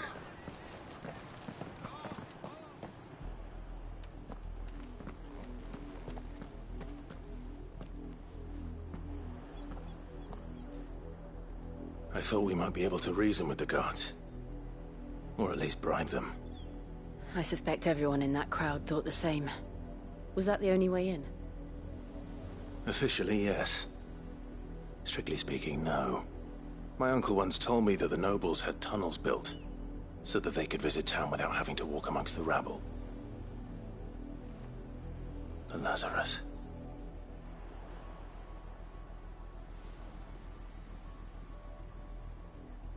We'll find our way into the city there. If you're sure. The entire place looked abandoned. Do you think it's safe? As long as it is abandoned.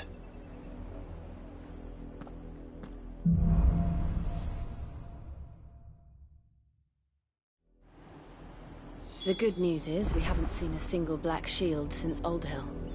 Maybe they found who they were looking for.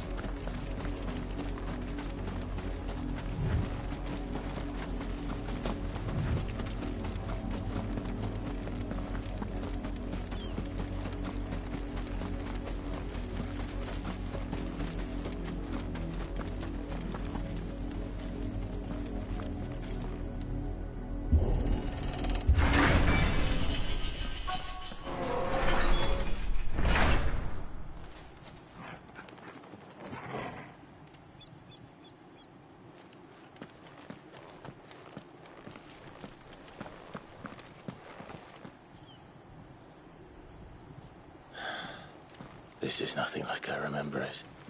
How quickly a crown can lose its luster.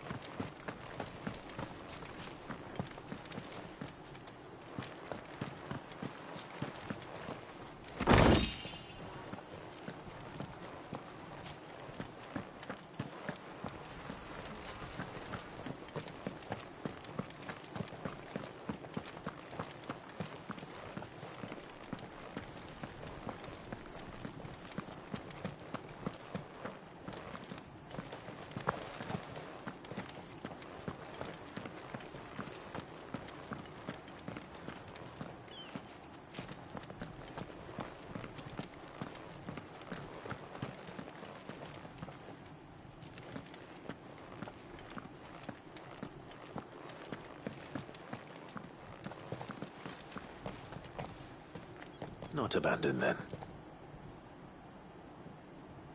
Oi! Visitors!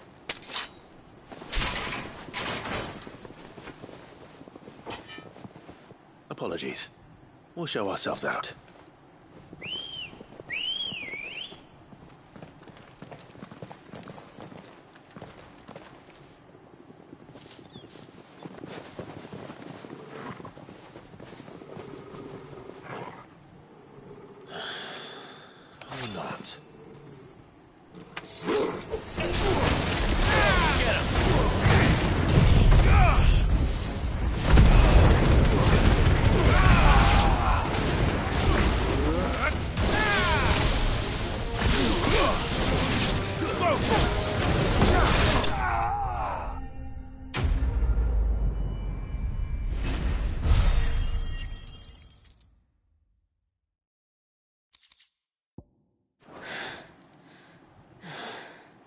I've only ever seen one man fight like that.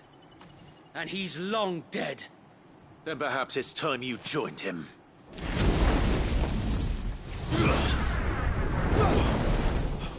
The blessing of the Phoenix. It can't be. I was there when you died. Huh?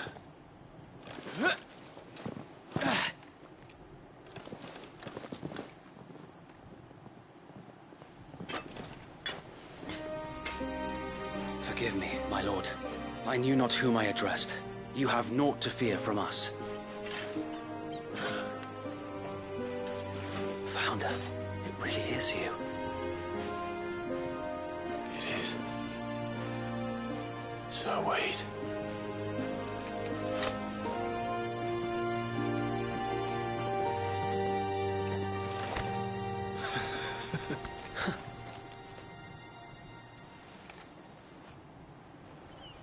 We can speak inside.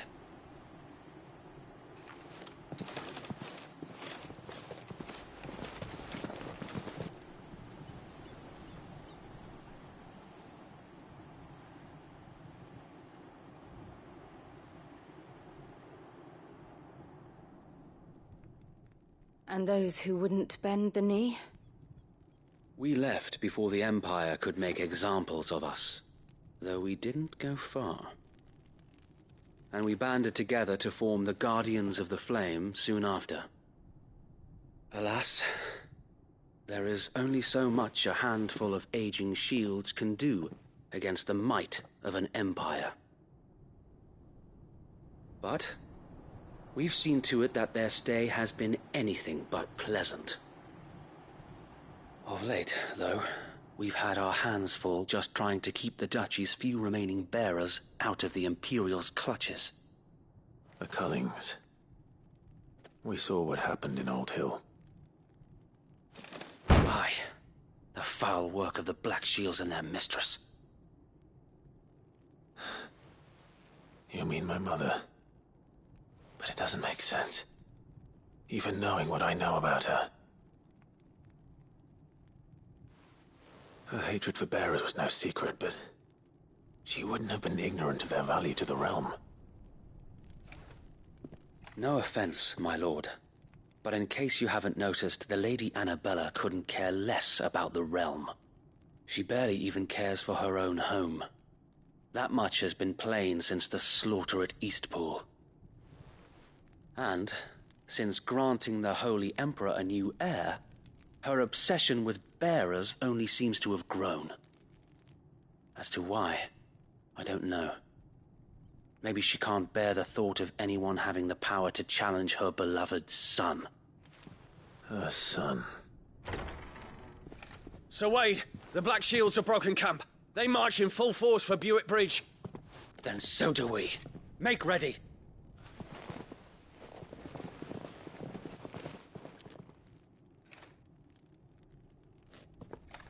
This is their main host. If we remove the head, perhaps we can prevent what happened at the docks from happening somewhere else. If I do nothing, then the blood of their next victims will be on my hands.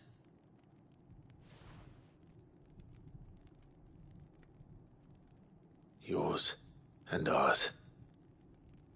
We too have witnessed the crimes these men who dare call themselves shields have committed in my mother's name. It cannot be allowed to continue. We must put a stop to this madness. We must. So let us go with you. For the good of Rosaria. I was hoping you'd say that. Very well. If that is your wish, I would be honored to serve at your side. And we at yours. So, Wade, let us do our duty. With pleasure, my lord.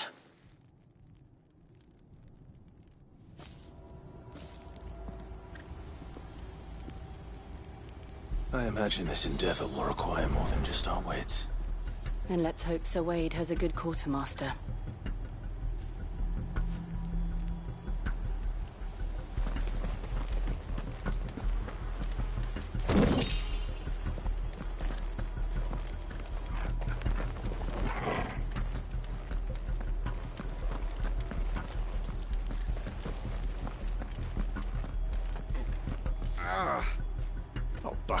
man. At least you're not dead. I suppose we owe you our thanks. You spared us when you could have just as easily sent us to the mud.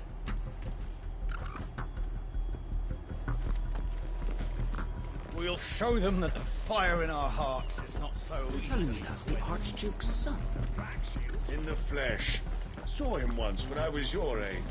He had... You are welcome to what little we have managed to salvage.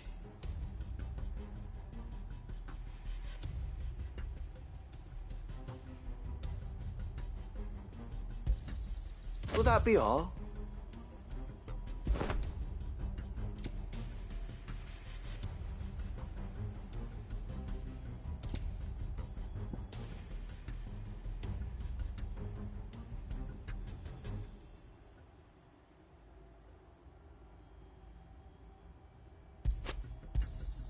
Of course, my lord. As you wish, my lord.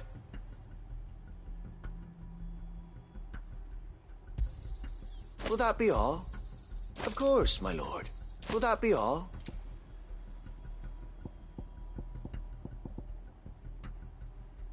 I will be here should you need aught else.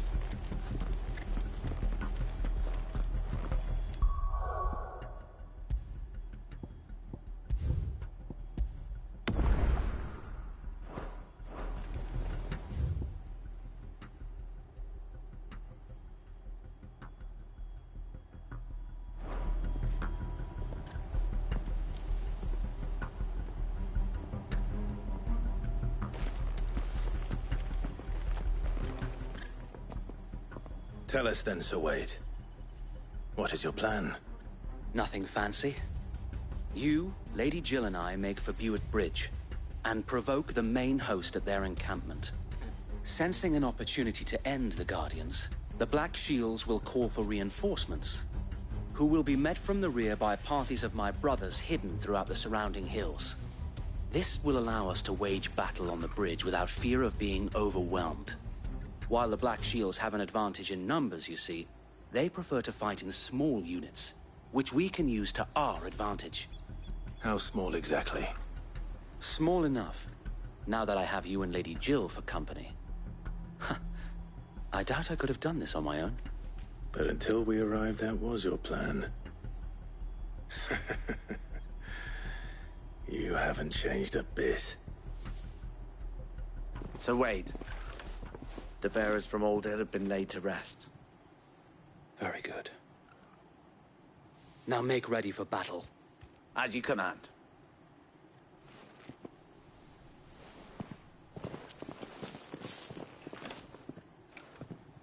Thank you, Sir Wade. Perhaps now they will find peace. There is but one thing which will grant them peace. Putting an end to the Black Shields.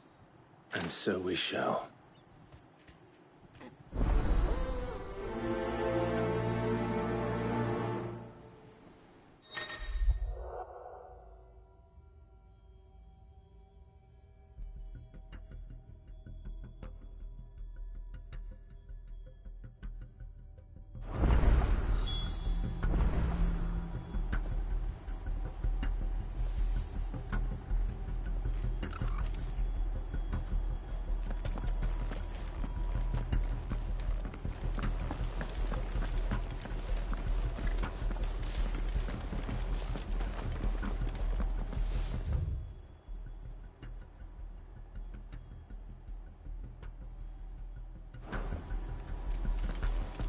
May the blessing of the Phoenix go with you.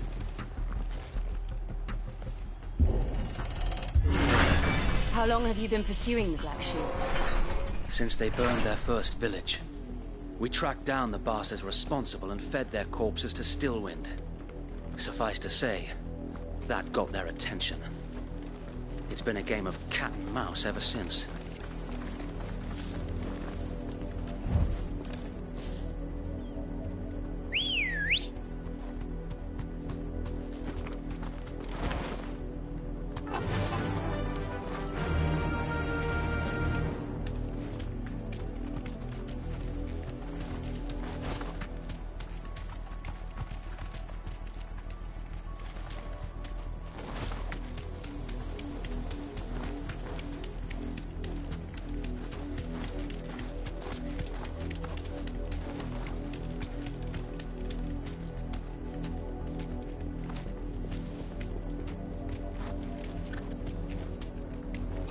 sideways.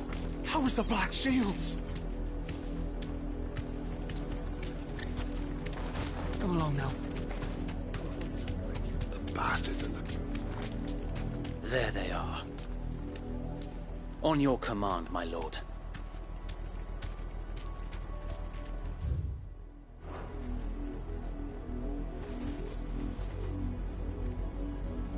Thanks, Gal.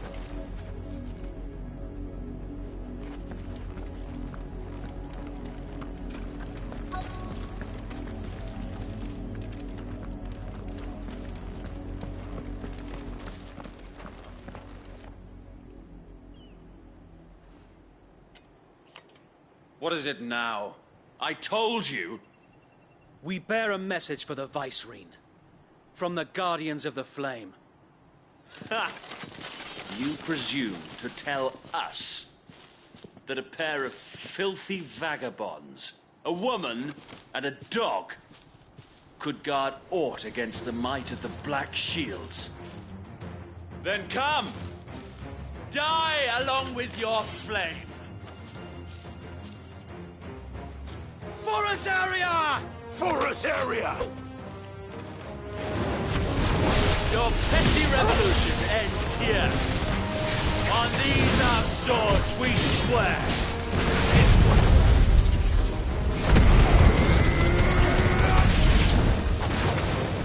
Bloody hell! Reinforcements from the far bank!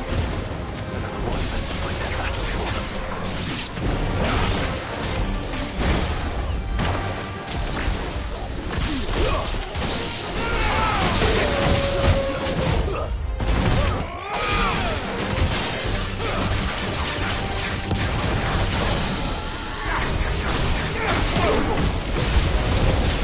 More dragons!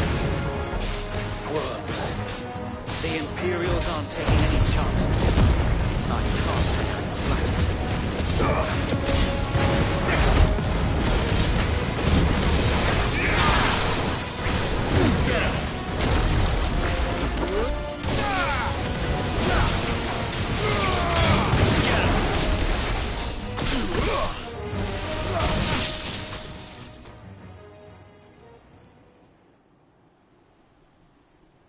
A noble stand, albeit a misguided one.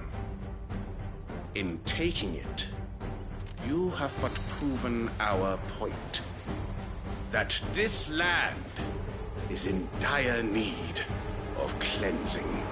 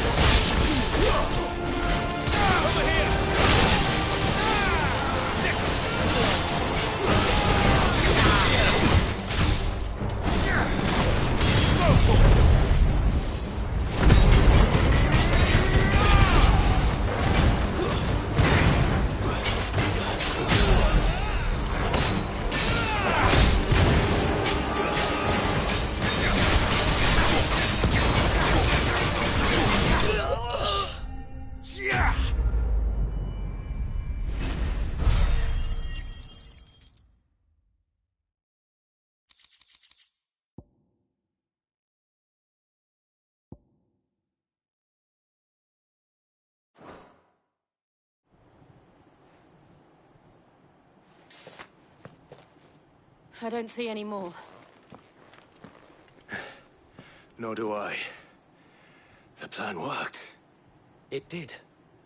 It bloody worked.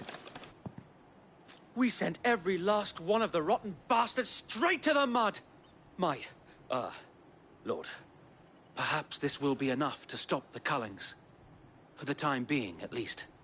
Perhaps. Though I doubt my mother will take this loss well. She'll move swiftly to see her minions' ranks replenished. And then it will all begin again. I often wonder if the nation we once knew is gone for good. Her fields rot. Her people starve. We battled to preserve the flame that was, but for every foe we fell, another springs up in its place. Yet be that as it may, it is still our home, and we must fight for it, as we always have, and always will. For as long as the Firebird's flame burns in our hearts, the Duchy cannot die, and her loyal subjects may dream of a day when the Rosarian standard flies over Rosalith once more. So wait, Think we should fall back to Port Isolde before the garrison sends reinforcements? A sound strategy, my lord.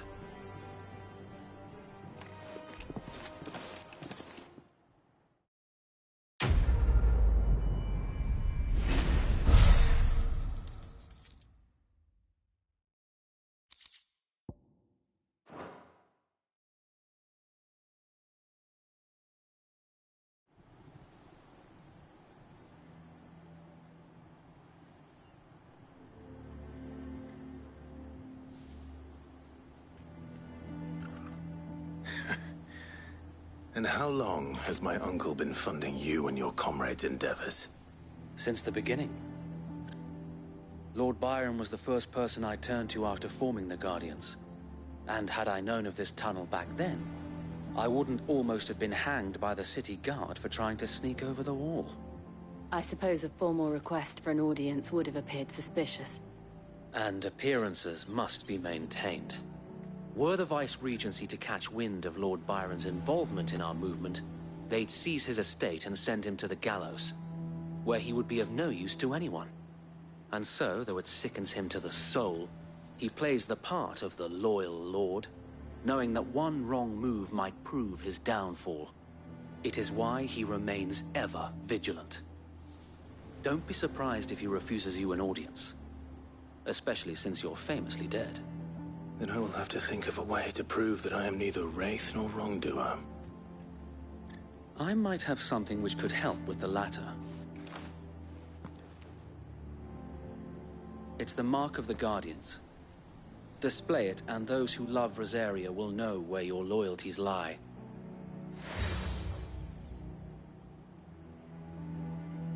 I shall wear it with pride. Be sure that you do. I don't want my men attacking you again. Unless you deserve it. If only Sir Tyler could have been here to see you. Or the Lord Commander. Thank you, Sir Wade. If there is ever anything you need. I know. Go on now, my lord.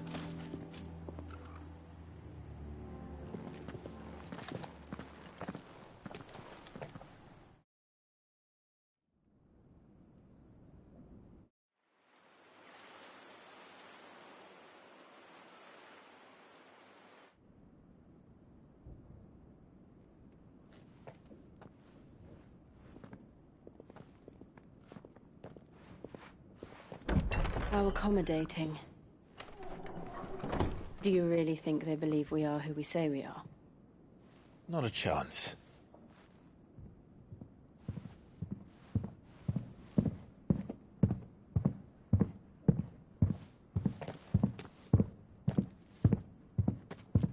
Right, I guess. My uncle believes we're imposters here to rob him. And means to string us up himself.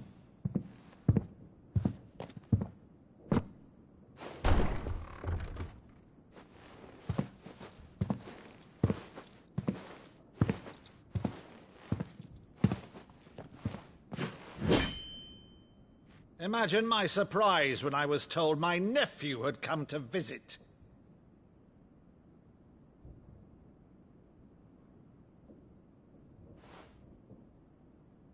Clive Rosfield died long ago. And for uttering his name here, You shall pay with your tongue!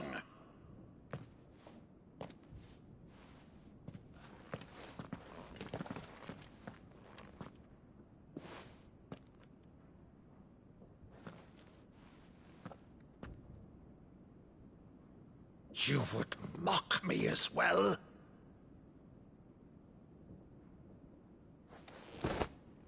It is I, Sir Crandall of Camelot, loyal servant to her serene holiness, Saint Sybil the Unshod. Meadow, thou vile sorcerer, for thy crimes against church and crown, I shall have thy head.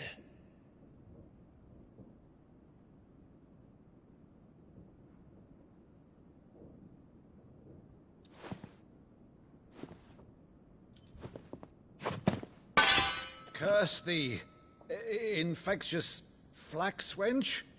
Even in death, must thou plague me still? Very well. I shall open the gates of hell, that thou might see thy charge once more.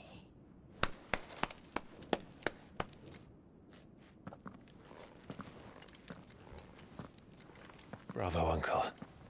You're still the finest Meadow in the twins. Oh,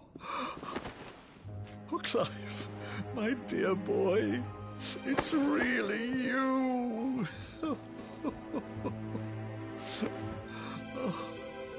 You always were fond of that scene from The Saint in the Sanctuary. Never did let me play Sir Crandall.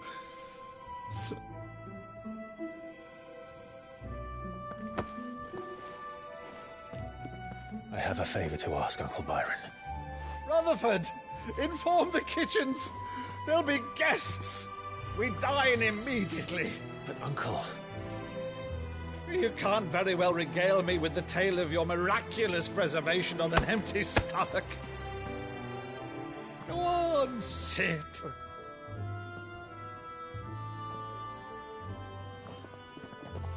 See that you use the good plates, Rutherford.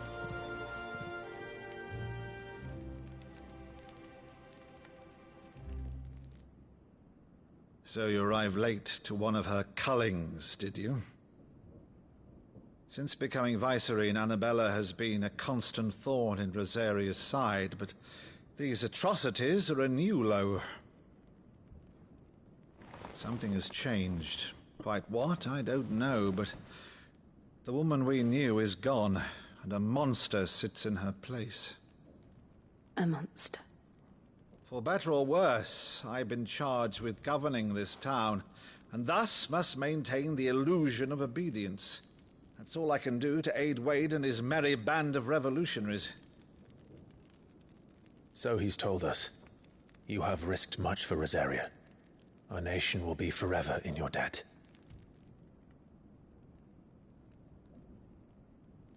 It has been 20 years, Clive. The nation your father and your forefathers fought to defend is no more. Perhaps it would be otherwise had I the courage of my brother.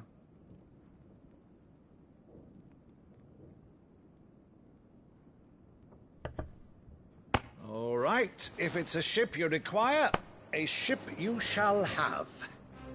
I've a galley in port, but recently relieved of her cargo. She can be outfitted for the voyage in a matter of weeks. So you believe us, then? About everything? Believe you? Ha! Only a fool would believe even half of the things you claim. But until tonight, only a fool would have believed my nephew still lived. And besides, I have it on good authority that Clive is telling the truth. Whose authority? On your own, of course. You've always been a terrible liar. Is that true? It's not untrue. Let's say no more about it, eh? It wouldn't do to linger on my nephew's greatest failing.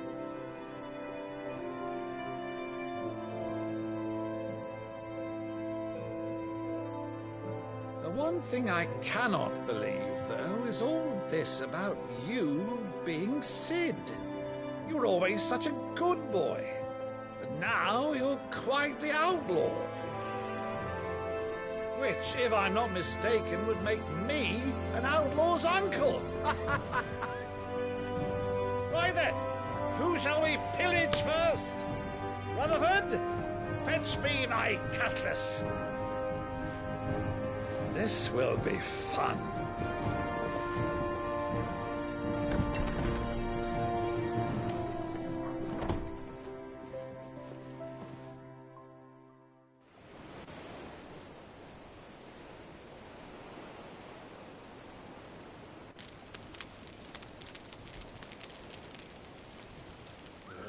Over there. Go on. She's a fine ship, isn't she? Once outfitted, she'll bear us across the boiling sea to Drustinus in the space of 3 days.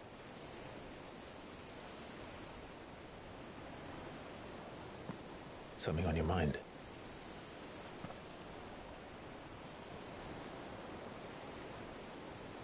Monsters. When I served the Iron Kingdom, I did so because I saw no other choice. Because once they learned that the lash would not move me, they turned it on those who could.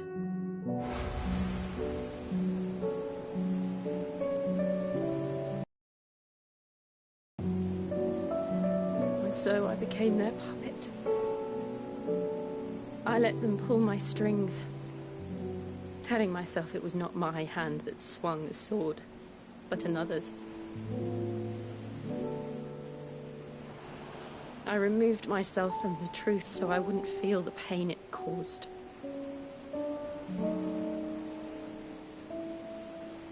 And before I knew it, I no longer felt anything. Anything at all.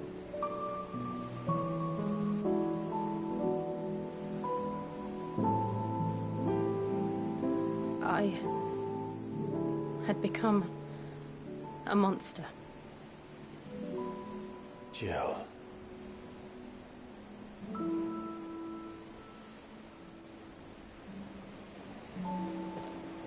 I don't want to be a monster, Clive. Do you understand? I want to choose a different path, a better path. To live on my own terms. But before I can do that, I need to come to terms with my past.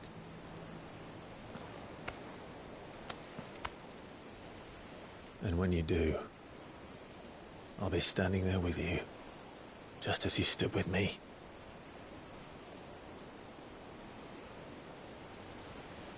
Thank you, Clive. I must atone for my sins. Only then, when it's done, will the monster cease to be. Just promise me that you won't die with it.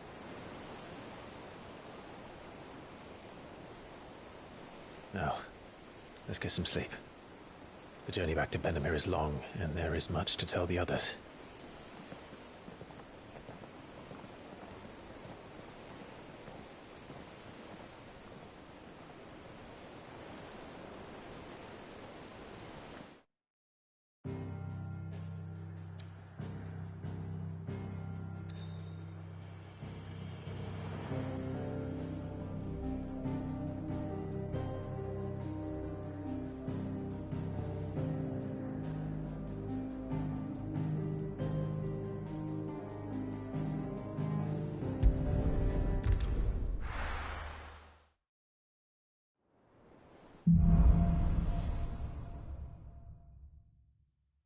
Only the Founder knows what awaits us in the Iron Kingdom. But Vivian could probably make an educated guess.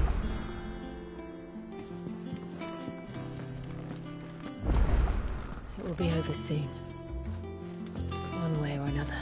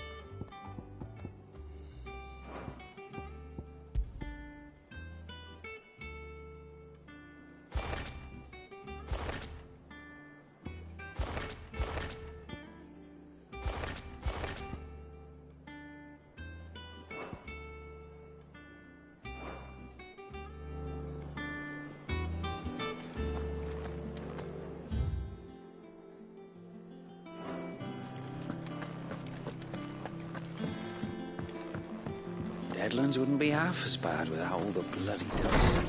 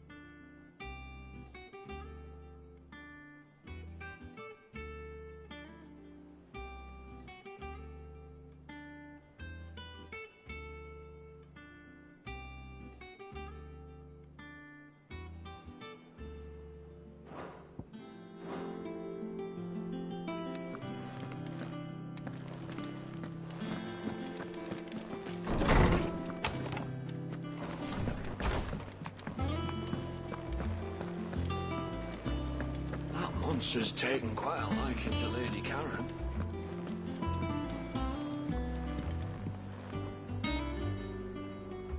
I didn't take you for a scholar, Van. Oh, this? Well, it's Valisthea, a colour. I borrowed it from old tomes. Seems there's no creature in the realm so foul it can't be cooked up. Think I'll stick to the unfoul ones, thanks. Oh, where's your sense of adventure, Sid? Honestly, one glance at these recipes, and even you would trade in your sword for a butcher's cleaver.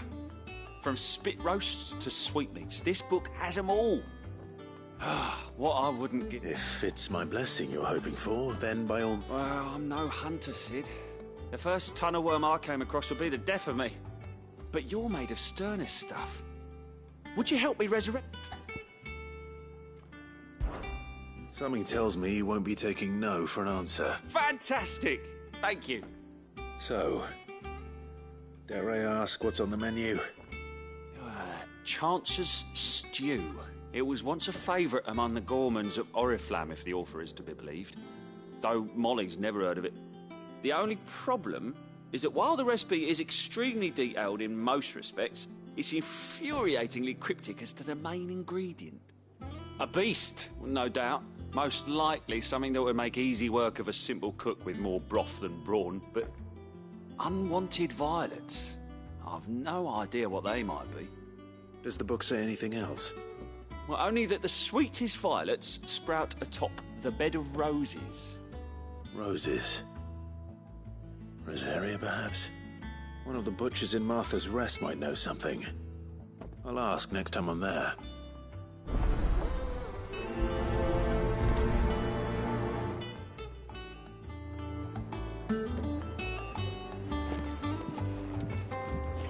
Maeve over there's the best thing to happen to Hideaway since, well, ever. she's got a smile like sunshine, and she can pull an ale like no other.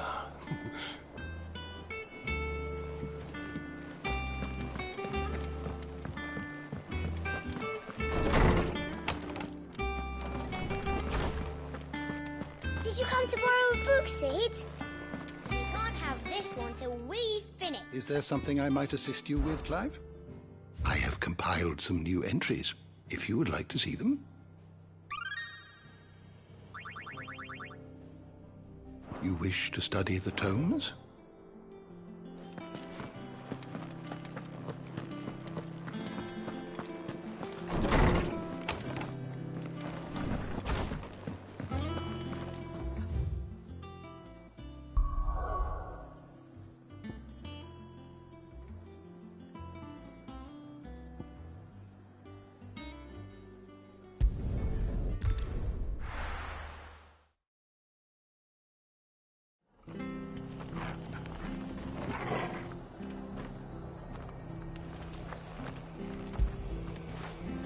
Now feel good, boy.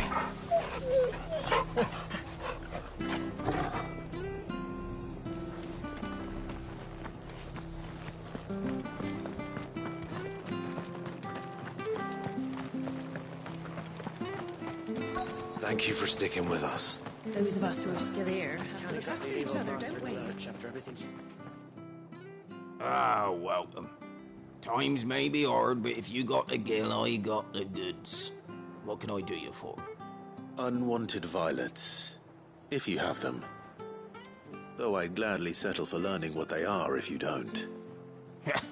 Why, I haven't heard folk call them that since I was a lad. You're looking for scorpion tails. Unwanted violets is what folk used to call them back in the day.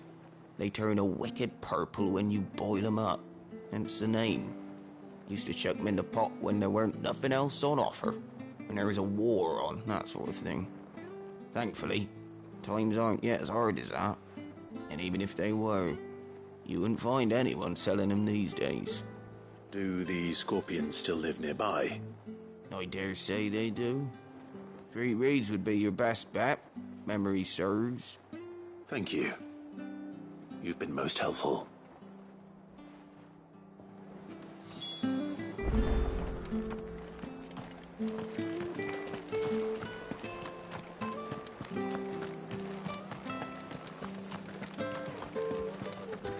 Stay sharp. After what the Empire did to Barca.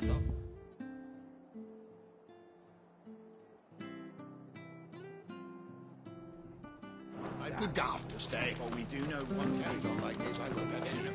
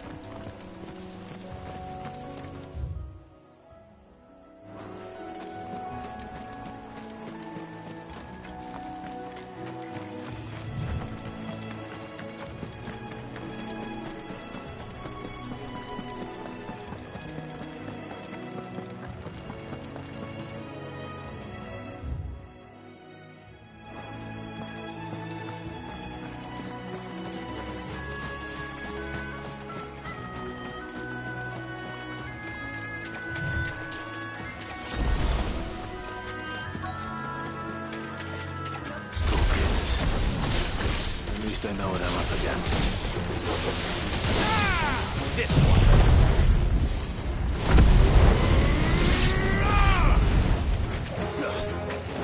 Go for it. Get him.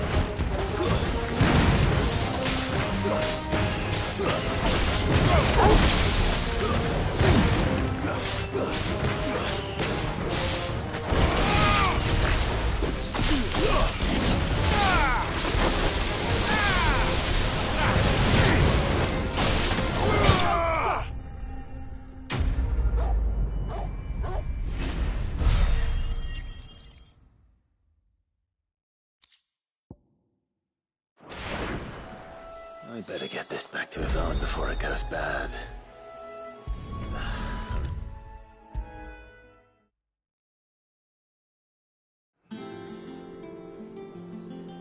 Did you find our mystery ingredient? I did indeed. Marvellous! Let's see. What am I supposed to do with this? It's poisonous, surely. You wouldn't be wrong. But that's your unwanted violet. Into the pot it goes, I suppose. Wait here. I won't be long.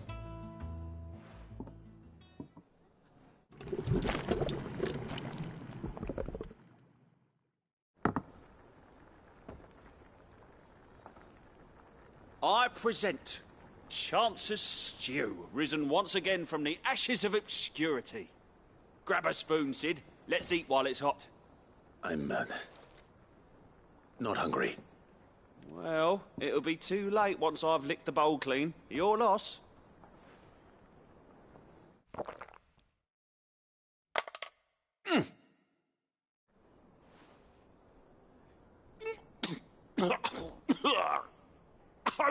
Odin's teeth. What, the salt on the senses is like choking on swamp water. And yet, up through the pungency there rise complex, meaty notes. It takes a moment to recover from such an onslaught of flavours, but never have I tasted anything so fine. Thank you, Sid. Thank you. You're, welcome. I must share this gift. I won't rest until a steaming bowl of Chance's stew sits before everyone in the hideaway. A single mouthful. Eating scorpions of her own. I'm sure she will.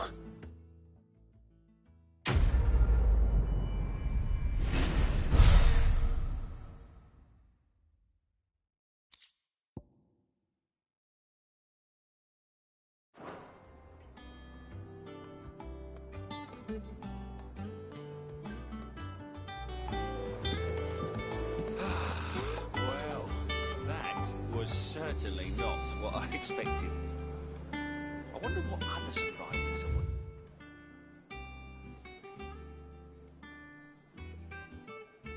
On my pilgrimage.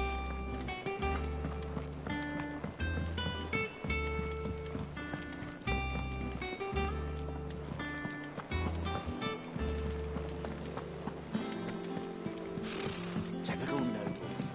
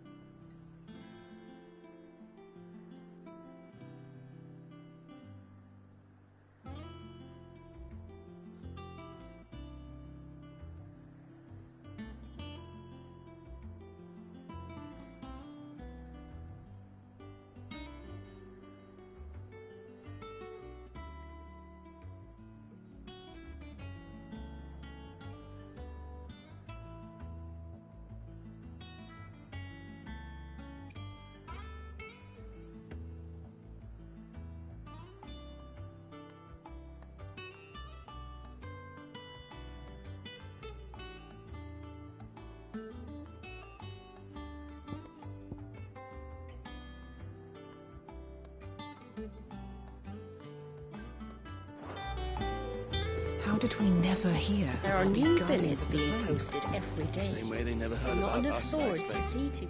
Clive! Oh, am I glad to see you? Is something wrong? It's Blackthorn. He ain't himself. And if I'm honest, he ain't been for a while. That normally it only takes a couple of drinks to perk him back up, but not this time. Something's getting him down. And whatever it is, he ain't telling. It's like he's lost his spark, you know? He's barely got enough fire in his belly to get the ump about stuff. But I'm thinking he might if we both bent his ear, because he respects you, innit? So, what do you say? Fine. If you think it will help. Knew you'd understand. But if he doesn't want to talk, we let him be. He'll open up when he's ready. All right. Now, he'll only smell a rat if we both turn up at once. So, I'll go first, and you can meet us at the forge. Wait a bit, then head over when you're ready.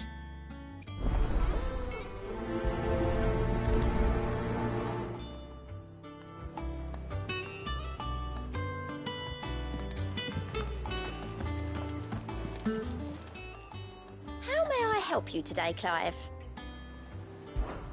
Come to claim your just desserts?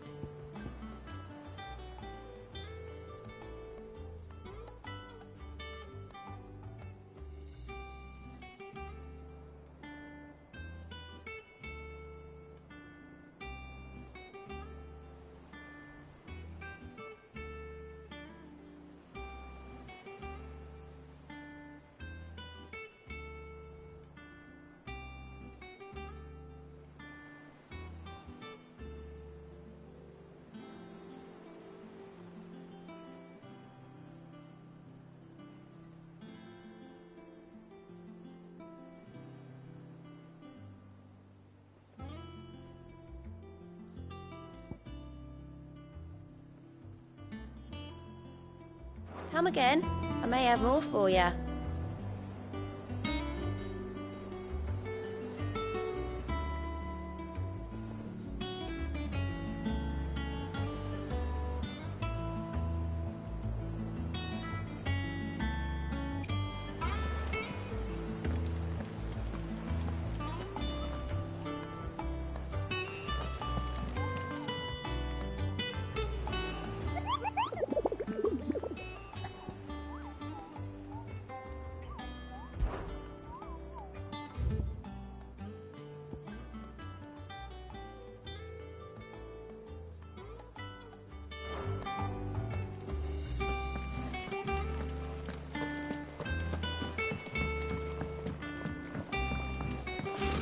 Typical nobles.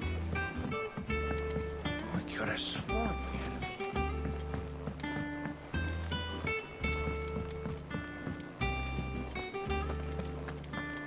That monster's taken quite a liking to Lady Karen.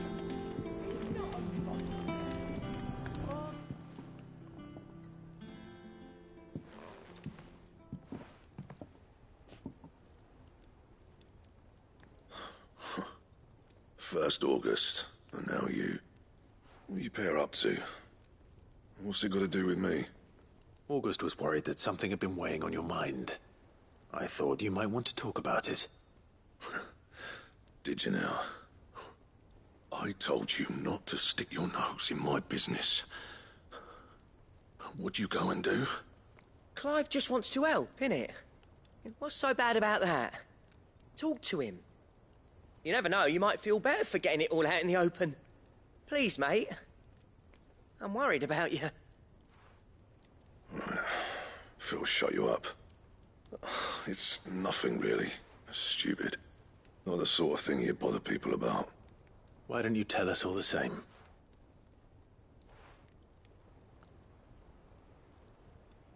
Karen and I have an arrangement. I keep an eye on Goots, and she shows me what the competition's up to. Interesting arms and armor, things like that. Anyway, the other day, she shows me a cuirass she's come by. Masterpiece of level work. Light, supple, and tougher than it had any right to be. Made my stuff look like heavy, clumsy shit. I should have brought the bastard thing there and then just to study it, but I was too proud. And now every time I reach for my hammer, I'm reminded that I'm not the craftsman I thought I was. There. You happy? You got what you came for. Now piss off. All right. We're going.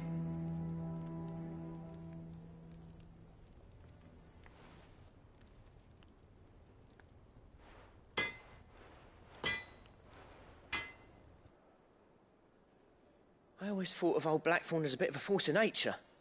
Like a storm cloud full of ale. Didn't think anything could rattle him. Least of all a stupid piece of leather. Blackthorn's always taken pride in his craft. Questioning it means questioning himself. Something tells me this is only going to get worse. If he has doubts, it will affect his work, which will only add to his problems. We need to nip this in the bud. I couldn't agree more.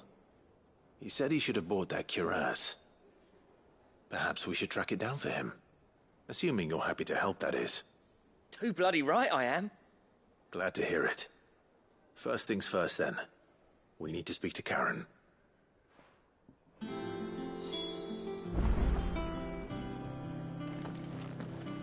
That monster's taken quite a liking to Lady Karen. He's not a monster. Karen, do you have a moment? Blackthorn mentioned that you'd recently come by a leather cuirass. And he ain't been himself since he saw it. So we thought we'd buy it for him. Sorry, sold it already. Didn't think Blackthorn cared for it the way he turned his nose up. But it was nicely put together, that's for certain. Even if the bloke who made it is a bit of an odd one. Happened across him on my travels. Makes all his stuff to order, but the fella who commissioned it refused to pay. He didn't like the colour of summit.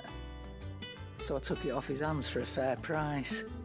You don't know where we might find him, do you? Like I said, he's a bit of an odd one. Doesn't even have a workshop. He don't trust hunters neither, which means he spends as much time out tracking beasties as he does working their hides. I see. He did tell me something, though. Apparently, his next commission's for a set of griffin hide greaves. Here, there's a griffin on the hunt board. The curse breakers were placing bets on who'd bag it. Now, where the bleeding hell was it sighted? Somewhere in Sambrec, maybe? Caer Northern, that was it. Thank you, Karen. We'd be lost without you. At least you admit it. So, it sounds like going after that griffin might be the best chance we have of finding our roaming leatherworker. I'll leave the hunting to you if you don't mind. While you get on with that, I'll ask around the markets. See if I can't sniff out who he is and where he's hiding. Good idea. Hopefully one of us will be able to track him down.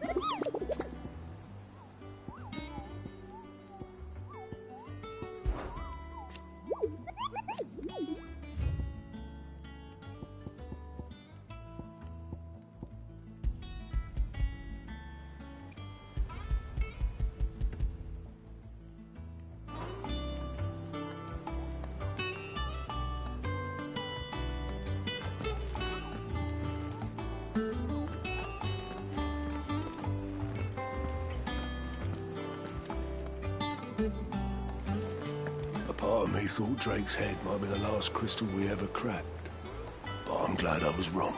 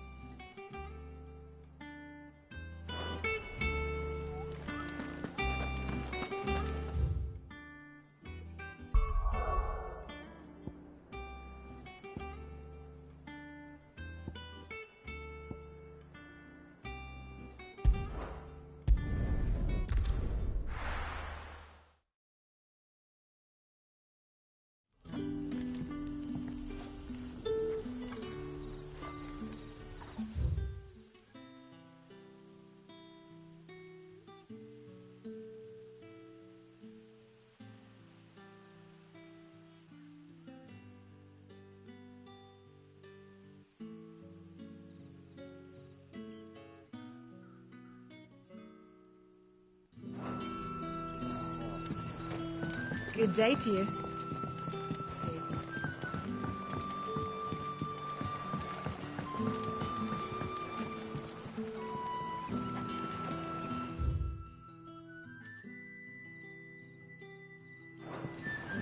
But what about the curse? Can't you use a crystal instead?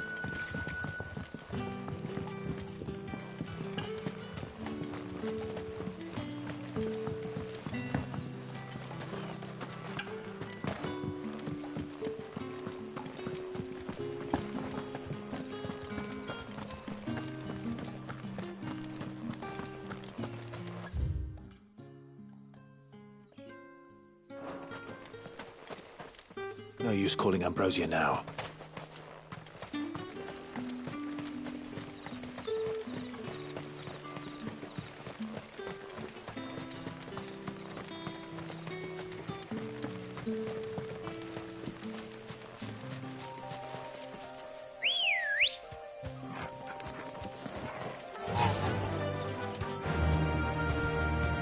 Yeah!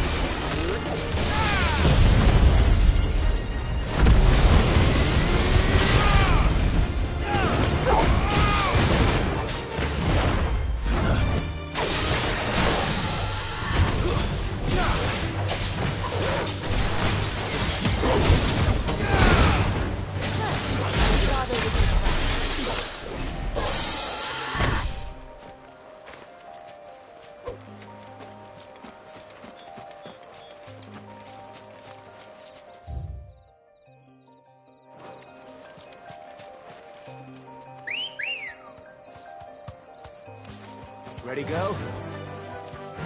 Faster!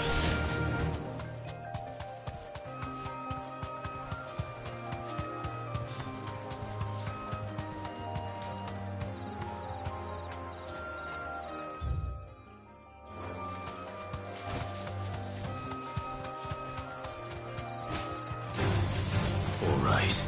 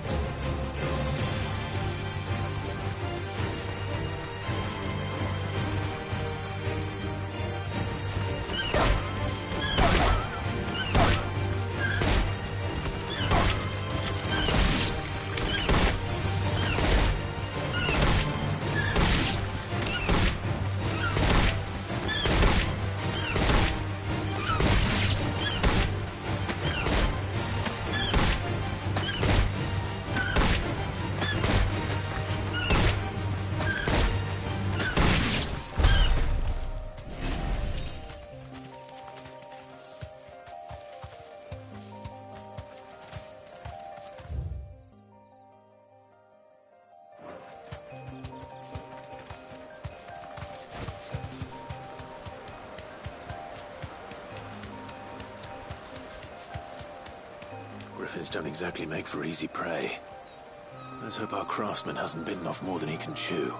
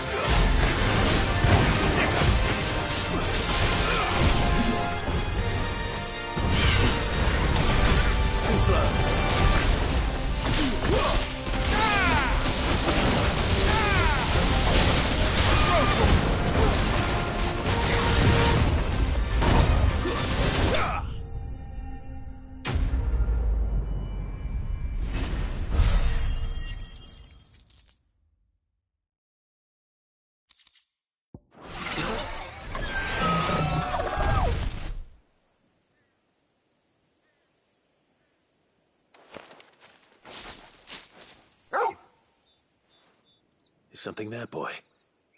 Oh.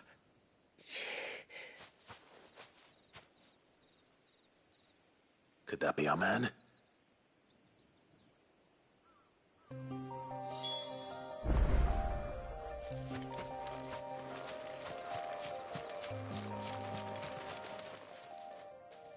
Are you all right? Dare say I'll survive.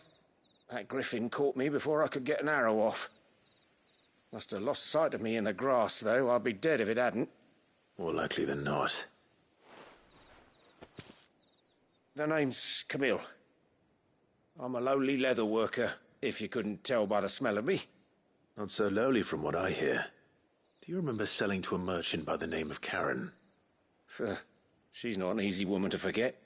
Bought a cuirass from me after I lost my buyer. Quite taken with my work, as far as I recall. Didn't stop her bartering me down to a pittance, though. She sent you for a refund? It's not her who sent me.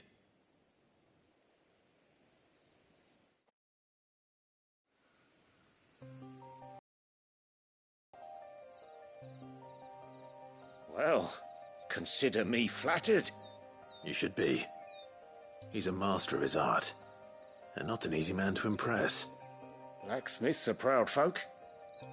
It's a rare thing indeed for one to praise a glorified tanner. And I don't imagine an impressive swordsman like yourself would be getting your steel from any but the best. I'd dearly love to help a fellow craftsman, but... well, actually, I suppose you could give him this. What is it? Treated leather. Same stuff I used to make that cuirass. If your man's as skilled as he sounds, he'll know what he's looking at. You sure? Well, you did save my life. And thanks to you, I'll be going home with all the griffin hide I can carry. I'd say it's the least I can do. Short of showing him how to make the thing myself, that is. But there are rules against it. Secrets of the trade and whatnot. In that case, I'll see that he gets it. I'd be much obliged if you would. Right. I've got some greaves to make. You send your blacksmith my regards. Will do. And thank you.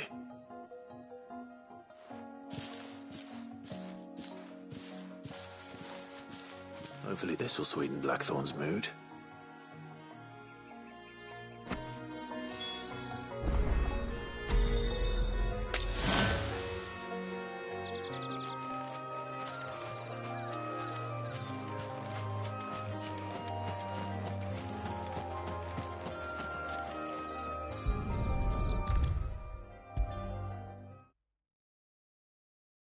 And with a bit of luck, Clive might even find the geezer. Bloody... How'd it go, Clive? Did you find him, or does the hunt continue? I found him.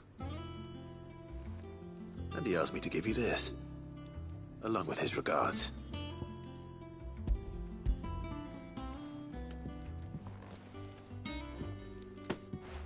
You're joking.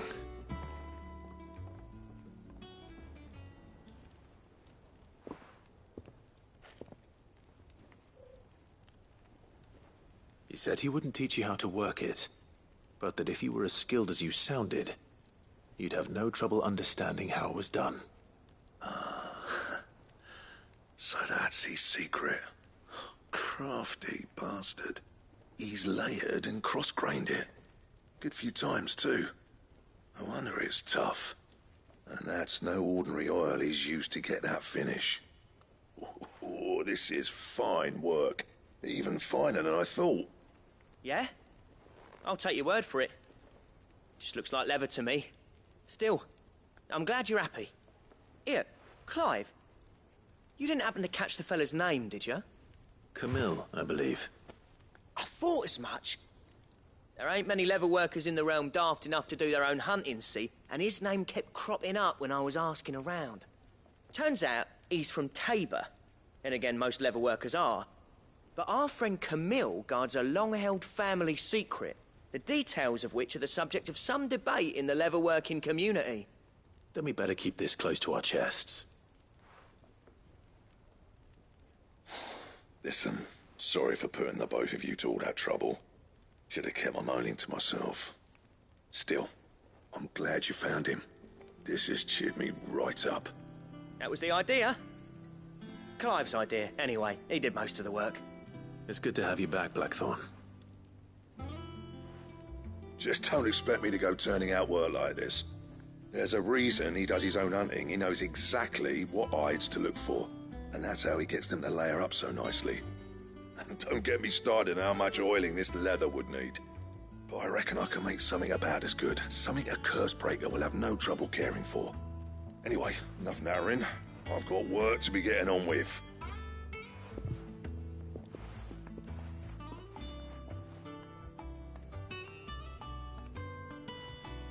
Looks like we won't be needing a new blacksmith.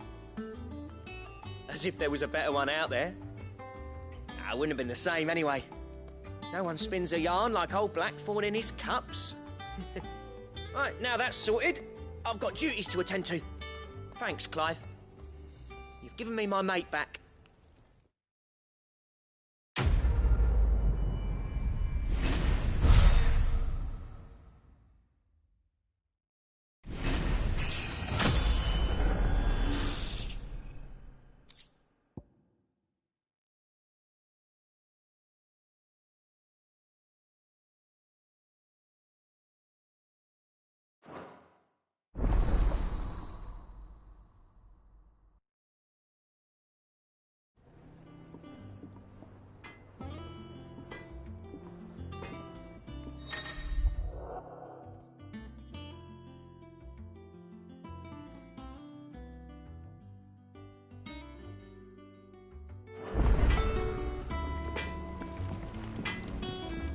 Back, are ya? What's saying for you, dear?